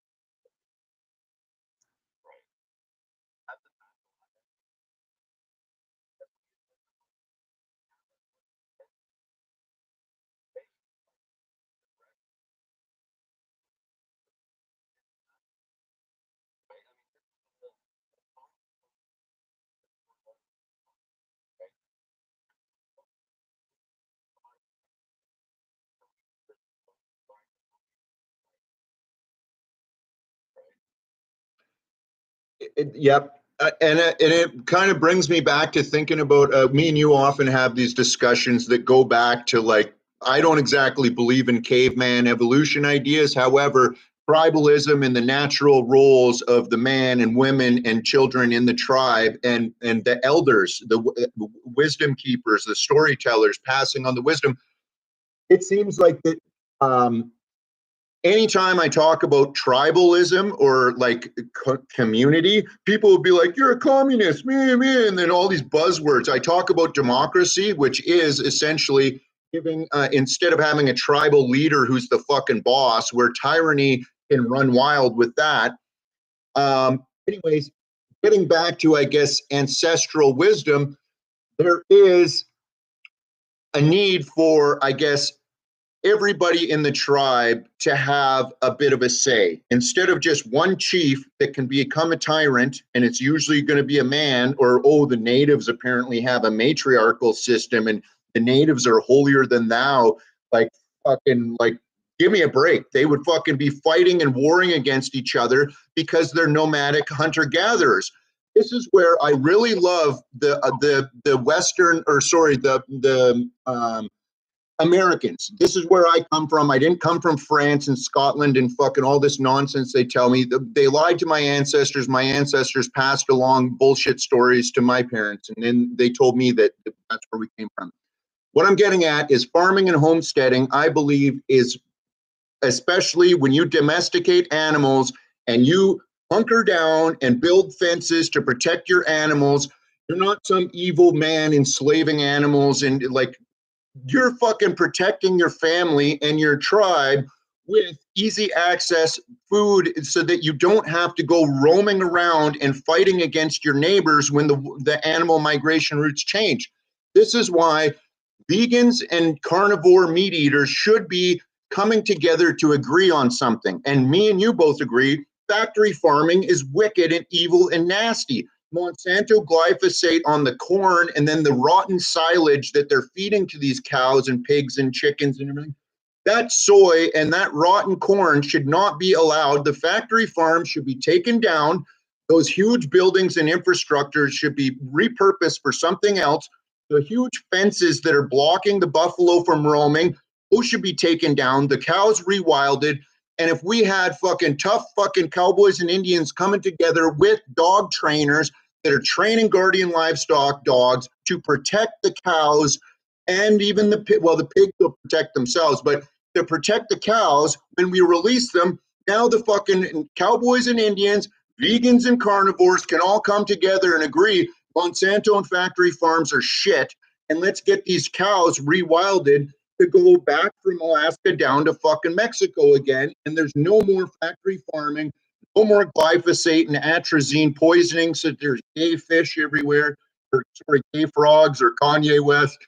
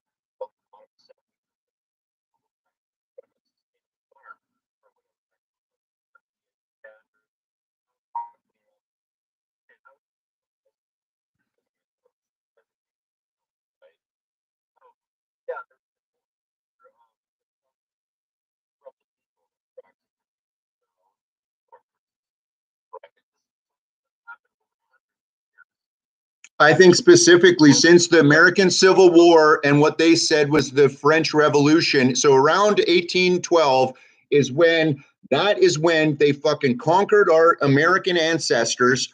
And then fucking it looks like that's when the fucking Babylonian bullshit started, and they kept on giving these stories of a little guy on a horse taking over Europe or whatever. Genghis Khan, oh yeah, a little guy on a horse with a fucking crooked bow and arrow. He just, yeah, we need the Knights Templar to protect us. So the Freemasons, Knights Templar, Rosicrucian, fucking Jesuit order, the tiny hat tricks, they will fucking tell you all this bullshit to keep you scared of fucking Asiatic invaders, keep you scared of fucking whoever else. Who the fuck do you think invented the Muslims? Muhammad's mama was a Catholic. So fuck the Knights Templar, fuck the Freemasons, and all of this tiny hat trick fake history. There's no chosenite race. The people that claim that should be kicked out of Canada and America, or even Canada itself. Every last Crown agent should be told, you renounce your Crown agent little fucking certificate and all of your ill-gotten wealth. Like some of these real estate agents and all their side hustles and shit, fucking hand it over. Fucking, you got too many houses that they are the title holders of other people's property that should be. This whole slave system that is orchestrated by the British Crown, which is fucking created by the Vatican, and all of the Knights Templar, Freemasons are the administrators of this horseshit system. Ecclesiastical law is fucking bogus bullshit. Let's get back to natural law and a universal fucking Jew knuckle for the people that think they're going to keep on holding on to this ill-gotten wealth. And we're now all essentially factory farmed animals, like that Animal Farm. Very obvious that Moses is representative of the anyway, whatever. Because the church and the fucking state need to back up and allow, I guess, yeah, tribal people to actually have a homestead.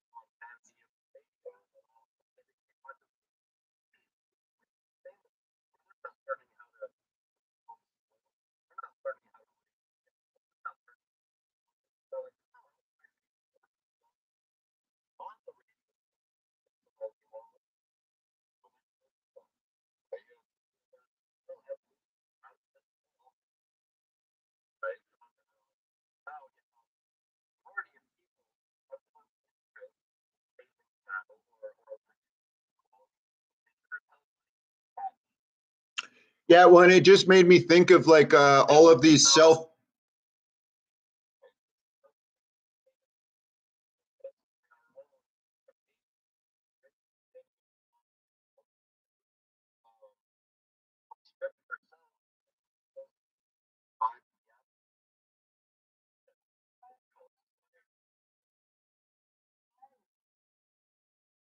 Yeah, so I was just thinking about all of these self-help coaches and life coaches or whatever.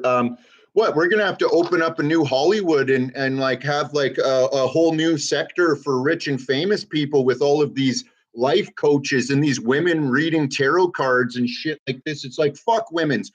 Quit fucking being a self-life coach and being a tarot card reader. Like, do any of them actually have a family and do their natural duty? No, they don't. And so it often does come back to that if feminism is taken off like a wildfire cult, and like you said, that the farms no like, because a man on his own can't maintain a farm without the women producing more children to have a family farm.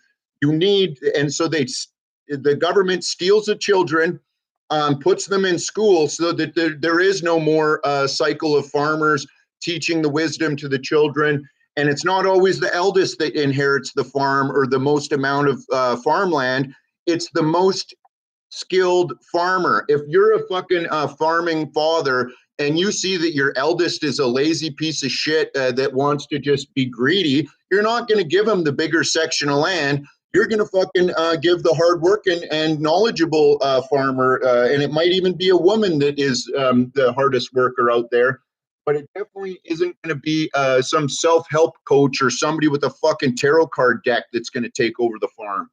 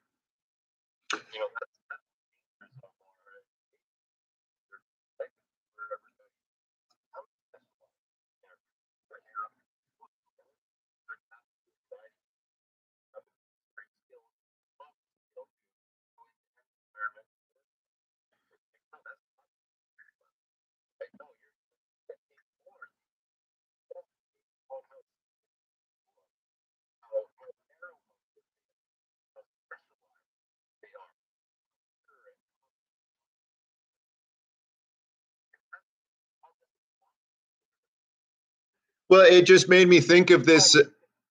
There was a Freemason that I was working with, and he invited me to the club, the big club. And I'm like, nope, fuck that. I'm not into any greed or clubs that are hoarding power and resources. And then weeks later, I was still working with him, and he noticed that the contractor, the general, was really enjoying different wisdom. And I guess, like I was talking about magnets and my alternative understanding of how magnets are like solid state antennas, and instead of a north and a south pole and magical valence shell of electrons, it's more like a positive and negative and frequency and antenna. And so then he interrupts. You could tell he's just getting jealous. He interrupts and he's just like, meh, meh, meh, like, master of, oh yeah, jack of all trades or master of none. Because he sees himself as master electrician and me just as a lowly little handyman, little chore boy or whatever. Meanwhile, I'll fucking go and help a neighbor or my friends or whoever with whatever needs to be fixed or done. I'll go and do it. And so when I was sitting there grumbling and thinking about that for a while, master of jack of all trades or master of none. And I started thinking about, like, if you can do it all, master of none, it's not that you're not a master of like, yes, okay, specialized trades, you can be more advanced in that. But the essence of what I started to realize, the double meaning of that, is master of none other than your own self. And so you don't have slaves. If you can do it all yourself, you don't have slaves. But then stepping back to see the bigger picture is, there is resources that I love roads and bridges. And just because I like roads, bridges, and even social services such as schools that share higher technology, or emergency services where there's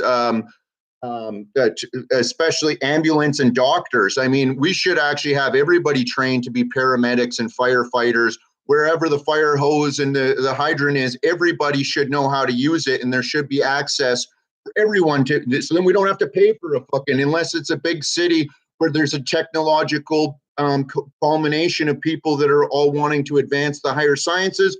Sure. And those big centers have a fire department and have a specialized paramedics and surgeons for bigger surgeries. But small towns like Nelson, fuck that. When was the last fucking fire that fucking locals couldn't have fucking put out if there was a fucking access to it? Like, that's all it needs. Like, out in Woodbury, they got a fucking little fire wagon and a bunch of safety gear. If there's a fire, fucking any local can fucking hook up the wagon to their truck and go put it out right fucking then. Not, come and help me put out the fire.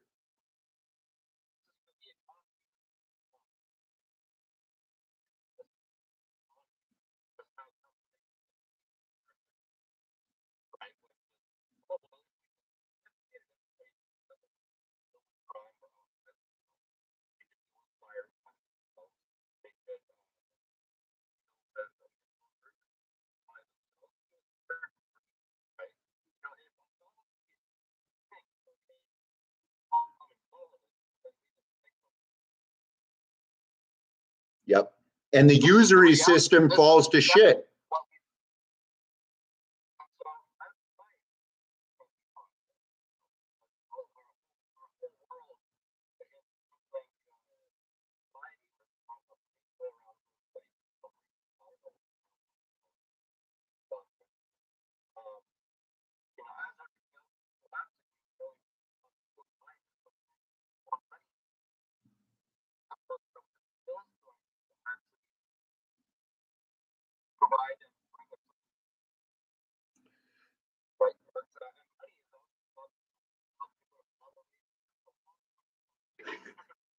Well, and that's what I do. This is where I still try to promote like direct democracy, the idea that we can all like the community it's like almost like micro direct democracy, because I don't fucking think that people in Nelson or Slocan Valley should be voting on topics that affect fucking Caslow or Genta or fucking out to the East Kootenays. Okay, micromanage your climate. However, there should be a bigger system where the brightest minds, let's say within Caslow, like the smartest people from, let's say, Slocan Valley, that are often recommending the best ideas that benefit the lives of people in Slocan Valley. Yes, there could be a vote to say, okay, Steve's always hitting home runs with the best idea that makes life better for everyone in Slocan Valley. He's now the representative of our area, similar to a MLA. And over in Caslow, let's say it's going to be my friend Joe Blow or whatever in Caslow. Now me and Joe Blow and whoever's in Nelson that was appointed, we can now meet up and actually have what would be considered not town hall meetings, but meetings to now create what would replace the regional district of Central Kootenays, which is a bunch of fucking scammers that are ripping off the locals.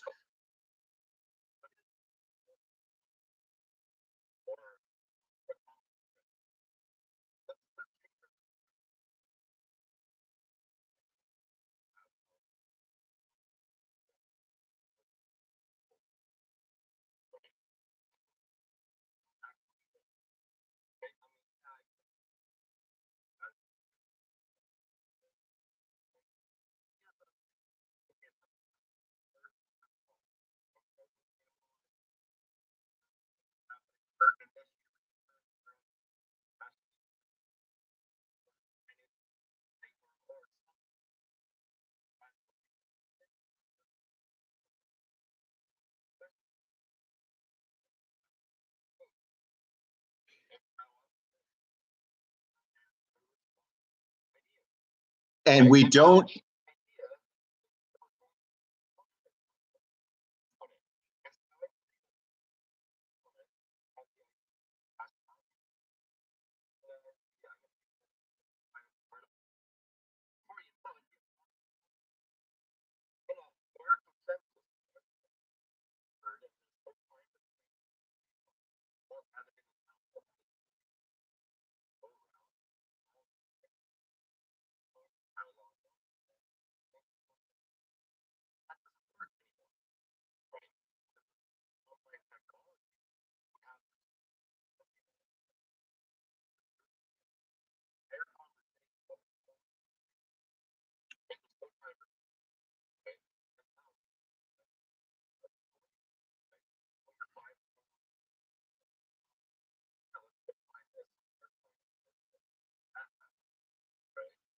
And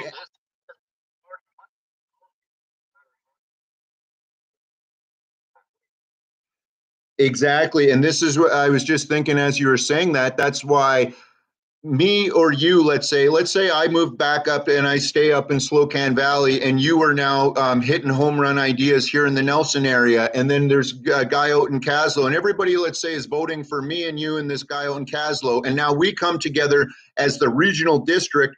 Neither me nor you or that guy in Caslow care about, well, I know me and you don't care about money or power, and it's not a big ego thing.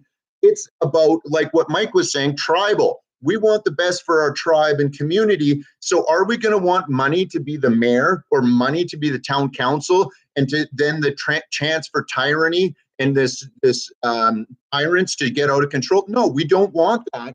So it's very easy to now elect people that don't care about money, and they're not egotistical and care about status either.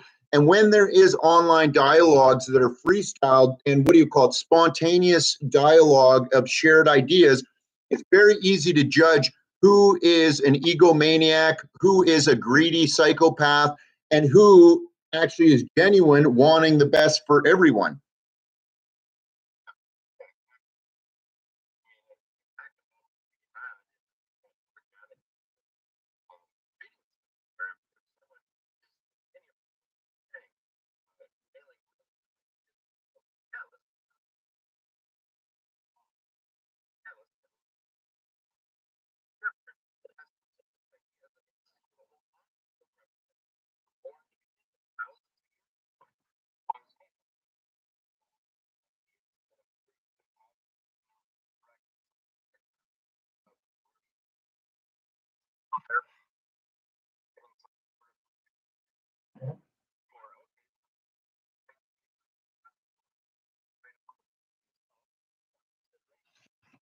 Exactly.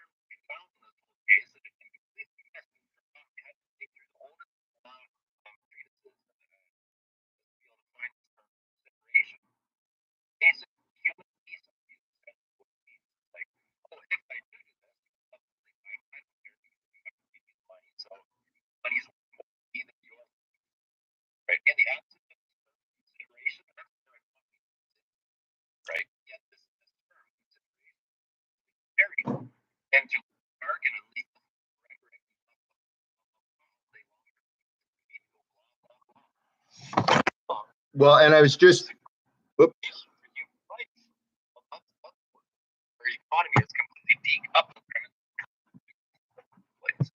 Well, and I was just thinking about the scarcity too of the idea that, oh, this guy needs to pay this much money for his power, when this is a question that none of the chemtrail activists, none of the biodigital convergence experts ever want to answer. Is I figured this out on my own after a lot of hard fought detective work, filming chemtrails, looking and watching and looking at all of the BC Hydro weather modification reports that they're admitting to spraying this shit on us.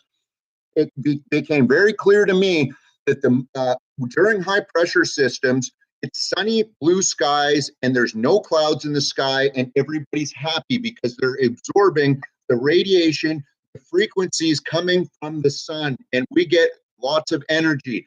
Plants and humans all grow big and strong, but there's a balance, and we need water and hydration as well. So Mother Nature is very beautiful at then sending in a low pressure system, and we're in a rainforest. We get lots of rain. So there used to be during the moving into the high pressure system, there'd be thunder and lightning, and all of this. You can now see the electrostatic energy discharge, and it would sometimes light up forest fires. But guess what? There's a balance in nature, and Mother Nature would naturally put out the forest fires with huge amounts of water. And that deluge of water not only puts out the forest fires, it also makes it so that our summers are beautiful with green plants and fucking trees that are healthy. Now, BC Hydro in 2001, drunk driving Premier Gordon Campbell changed the Weather Modification Act so that they no longer have. BC Hydro started spraying these poisons, and what their objective is they say snowpack augmentation to create more snow, but they're spraying in the summertime too, so that's obviously bullshit. So that there's more water behind the dams for increased water generation. So what I figured out though is that when they spray these chemtrails, it increases the amount of electrostatic energy in the atmosphere, because whether it's water or these aluminum oxide and all the coal fly ash or whatever oxide, whatever particulates they're spraying, this now increases the amount of electrostatic energy in the atmosphere. The transmission lines are twisted, and coils, all electricians know that coils induce electricity. But what's happening is that the fucking there used to be brownouts and blackouts on the grid down in LA and California or Nevada and New Mexico, and they would blame it on air conditioners. Then they say the AC units were sucking up all the power.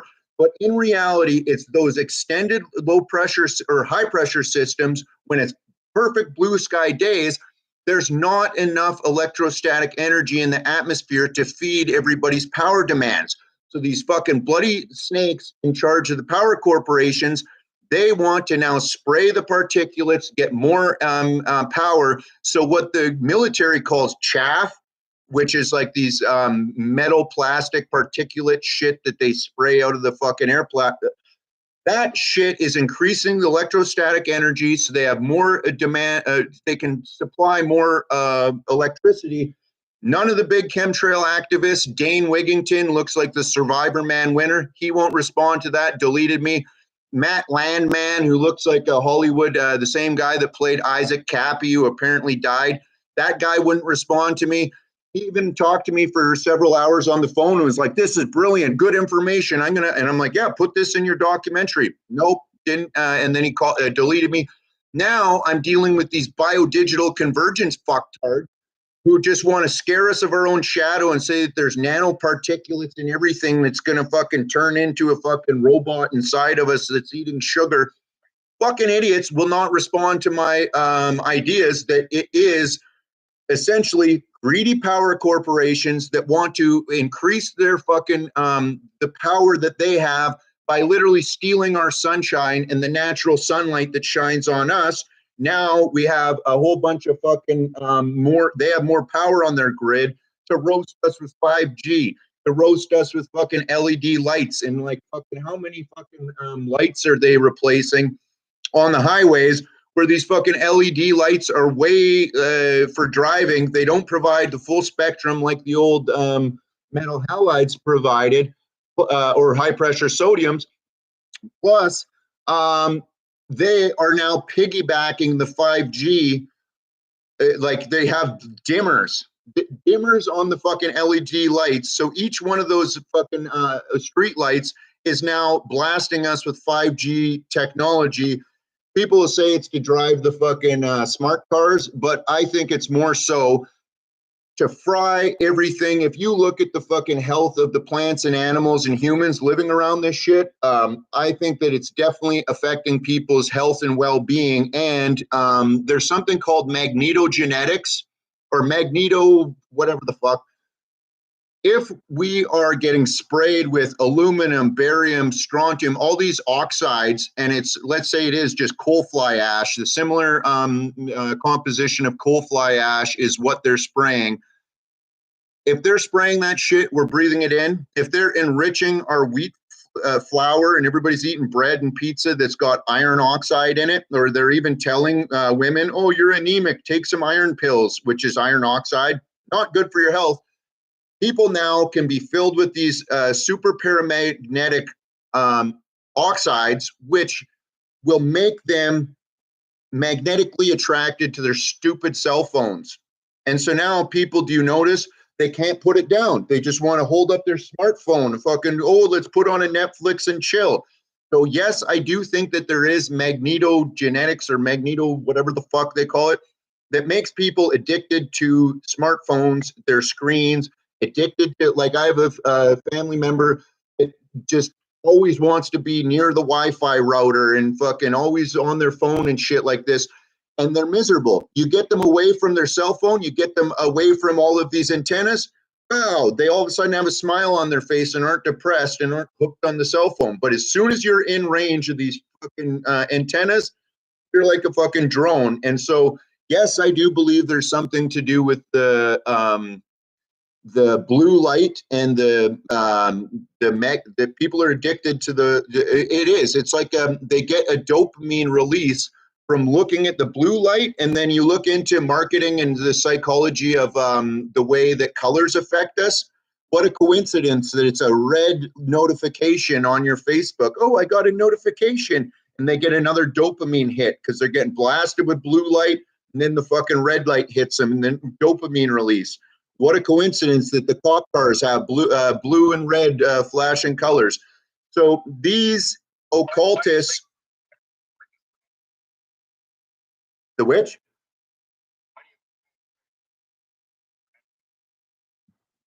Yeah, green is, yeah, be more heart centered. Yeah. And then that's what I find actually helps me to get. So yeah, the coffee gets me all fired up, fight or flight mode. But anytime I do drink coffee, or even sometimes back when I used to drink alcohol, get all fired up and want to talk and share a whole bunch of information, I'll start talking too fast, not breathing enough. So to be a bit more heart centered and grounded, yeah, take off, go barefoot, but then as well, breathe deeper and allow other people to talk a little bit. That'll help you balance out a bit more.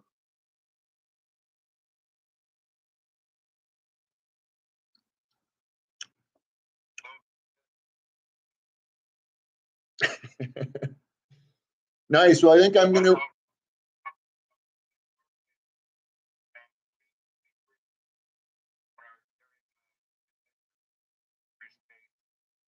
Nice. Yeah, I think I missed whatever. It was like a lot of jellyfish lights heading down to the park. I was gonna go down there and see. Looks like they just shut down. Everyone's leaving the park now. But yeah, I should go out and socialize a little bit.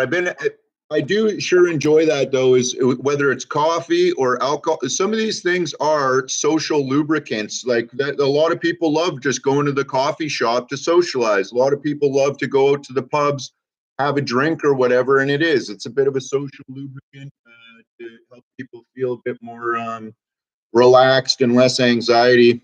Maybe coffee though, in the long run, creates more anxiety. Same with booze.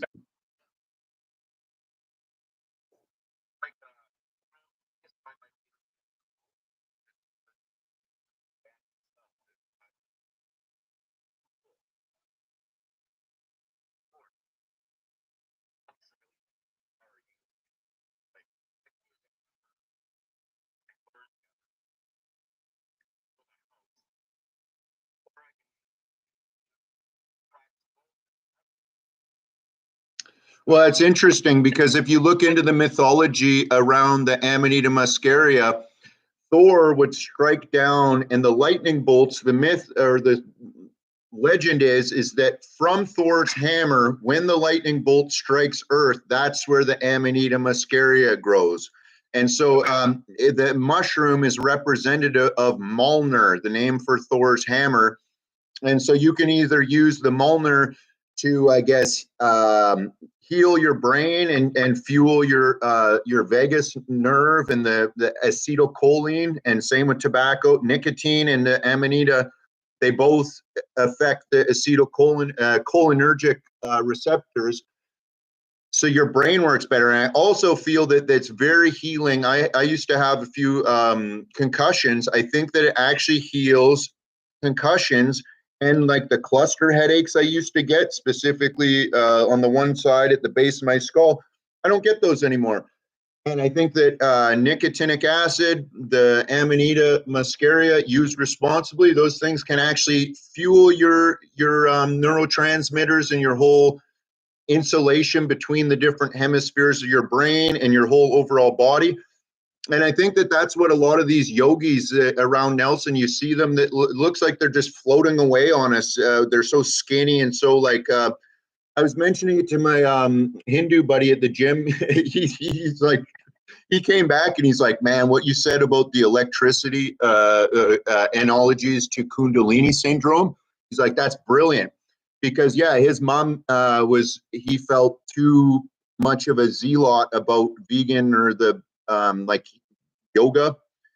And what I mentioned is that there is a balance that needs to happen, whether it be masculine, feminine, alkaline, acid. So if you are balanced with an acidic stomach and you have now an alkaline body, the alkalinity of your body is more nutrients in your body, more alkaline, more stomach acid, the more you can break down and digest your food to continue being full of nutrients. And so when they can now tell vegans, don't eat garlic and onions, or then they can get run down with fucking parasites, because garlic and onions kill parasites. They're also loaded with sulfur, and the sulfur kills parasites.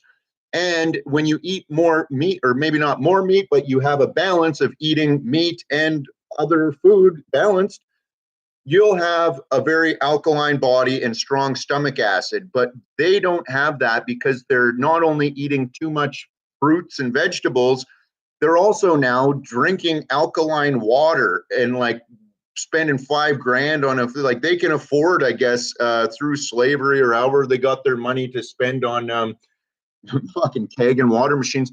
They're alkalizing their stomach acid.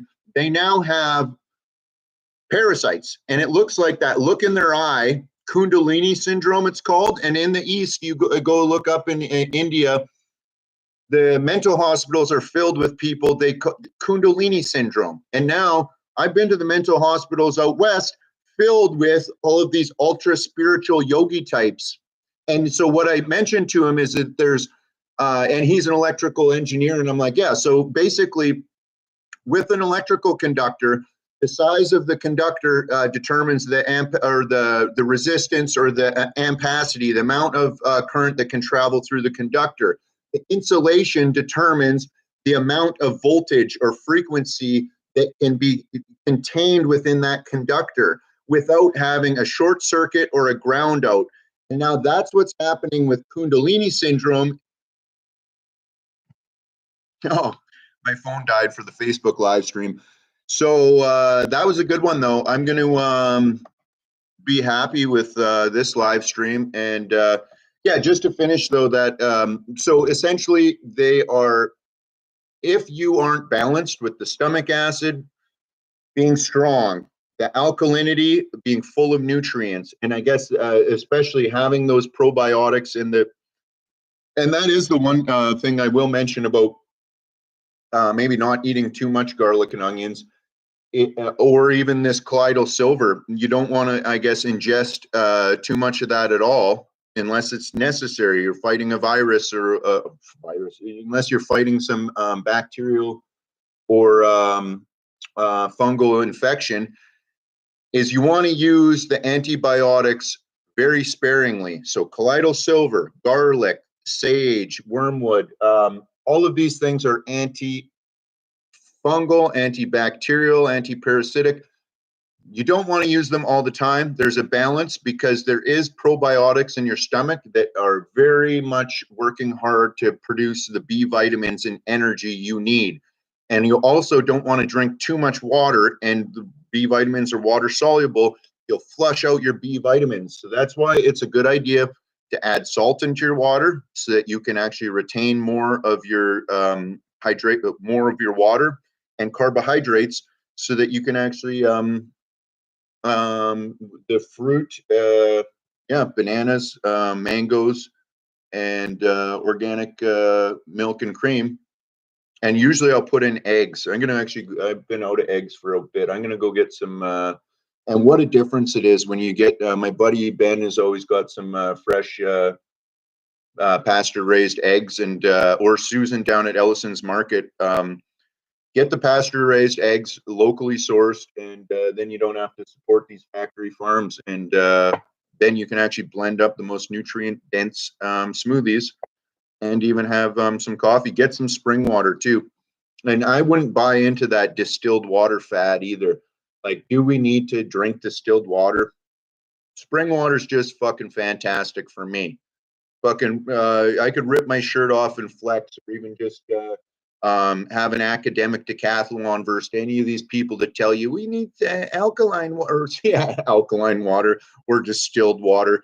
If they're any smarter than I am, or any fucking physically tougher than I am, or spiritual fucking wisdom that they're sharing this better than I have, okay, well, I'm gonna probably listen a bit more and think about trying distilled water. But I sure as hell ain't gonna be trying alkaline water, and especially paying $5,000 for a fucking stupid machine. And then before I go, this two-tiered system of the rich folks getting all these fancy benefits at the airport, they've got the Nexus lineup. So if you pay fucking a few $100 or whatever it is a year, you don't even have to wait in the regular immigration and lineups at the airports. You get the Nexus lineup. So rich people, well, the super rich people don't even go to the airport. It's all private chartered flights they take. But for the upper middle class rich folks, yeah, they get the Nexus lineup. And then they got their keg and water machines. I found out that all the rest of us, we have to pay for bottled water from the, or whatever, get the crap bottled water on the airplanes. We can't bring water or juice or anything through the immigration or the checkpoint, but they have a medical Kagan device. And so now they're fucking able to bring their little Kagan bottles onto the airplanes. Isn't that special for them? And then what's another? Oh yeah, and then these electric vehicles. Now they get VIP parking, and to charge their vehicles on taxpayers' dime. Just fucking stupid. At the local Nelson Aquatic Center, the parking lot's always jam-packed full. And at most, I've seen one vehicle. There's 3 charging spots for the e-vehicles. Like, I think there was one time I seen 2 out of 3 parking spots full, but usually it's no vehicles there that are e-vehicles, or one will be charging. And then there's 2 empty spots for the rich people that are saving the environment. So sick of these double standards that these rich people get, and just yeah, the rich keep getting richer, and the poor people keep paying taxes and being with their time and energy and enslavement. And now hopefully we'll get yeah, just to remind you guys to check out these scammers or whatever. Maybe one of them will join my show and prove to me that they're not government agents that are full of shit. But Brian Mitchell, check him out on Facebook. He looks just like Russ Curion, but whatever. I can't tell. They only got one picture each. But I seen that I'm mutual friends with Russ Curion, and he looks just like Brian. So Brian Mitchell, Cindy Niles, Amon Jabi. Yeah, how many times did I talk to you, buddy? And what, you'll go on the Alex Jones show, but you won't talk to me? Real interesting there, pal. Maybe I've got some fucking genuine, authentic questions that I can fucking freestyle just off the top of my head. I'll ask you, throw some hardballs that you don't want to fucking answer because you're one of their little sci-fi fucking fear porn experts, and I can tell. I can, and yeah, and if anybody wants to check out Amon Jabi, it looks like he's got another profile on Facebook I found. Can't remember that name. whatever. It'll be great when I just get all of these stupid names out of me. Like, is that even a real name? Aman Jabi. I'm going to check and see how many East Indian people even have the name Jabi. But anyway, so Cindy Niles, Aman Jabi, Julianne Romanello. I found a Hollywood actress and even a porn star that looks like her. Type in, there's a website called, just type in celebrities that look like porn stars. You're going to see a list of them, and they all just look, it's the same celebrity. They do porn, they fuck us all over. These are our politicians and our missionary fucking church leaders that have YouTube and Facebook accounts.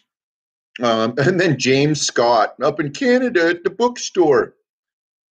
And I'll just check my messages now. I bet there's going to be no reply from these guys. Yep, no. But Michael Grady, he's replied, and I'm going to see what he has to say, because this guy did some home run efforts exposing some of the hypnotism they're doing.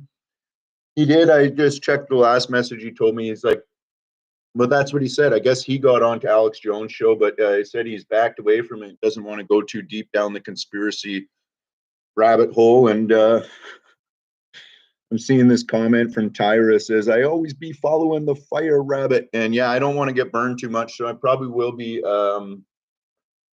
trying to stay away from Nelson and doing live streams and my citizen journalist reporting. And I'm going to be just trying to do a lot more. It's gardening season, springtime's coming up. So yeah, I'm going to be busy just making hugelkultur mounds and growing a whole bunch of food.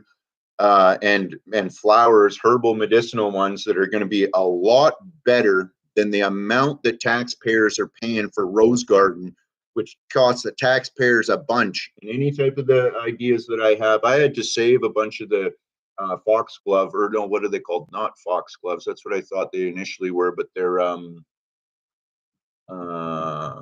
anyways, it turns out those are good for your heart. So those are real beneficial. If you have heart problems, they're very good at healing you and balancing your heart arrhythmias or whatever type of heart problems that could have been induced from a jabberoo. But if you've got a good heart, you want to stay away from them because they can possibly slow down your heart too much. And same with, yeah, a lot of these different healing herbs or whatever, like comfrey. Yeah, this Blue Lotus Botanicals, highly recommend this. You know what I really love about comfrey too is I made my own comfrey this summer, and I love putting it on my forehead or any type of any on my knee or sore spots or whatever. But and then castor oil I was mixing in. Castor oil has a very and then once again, don't use too much castor oil. That stuff can be toxic in higher doses. But that's what I was doing, is the comfrey and castor oil and on my forehead.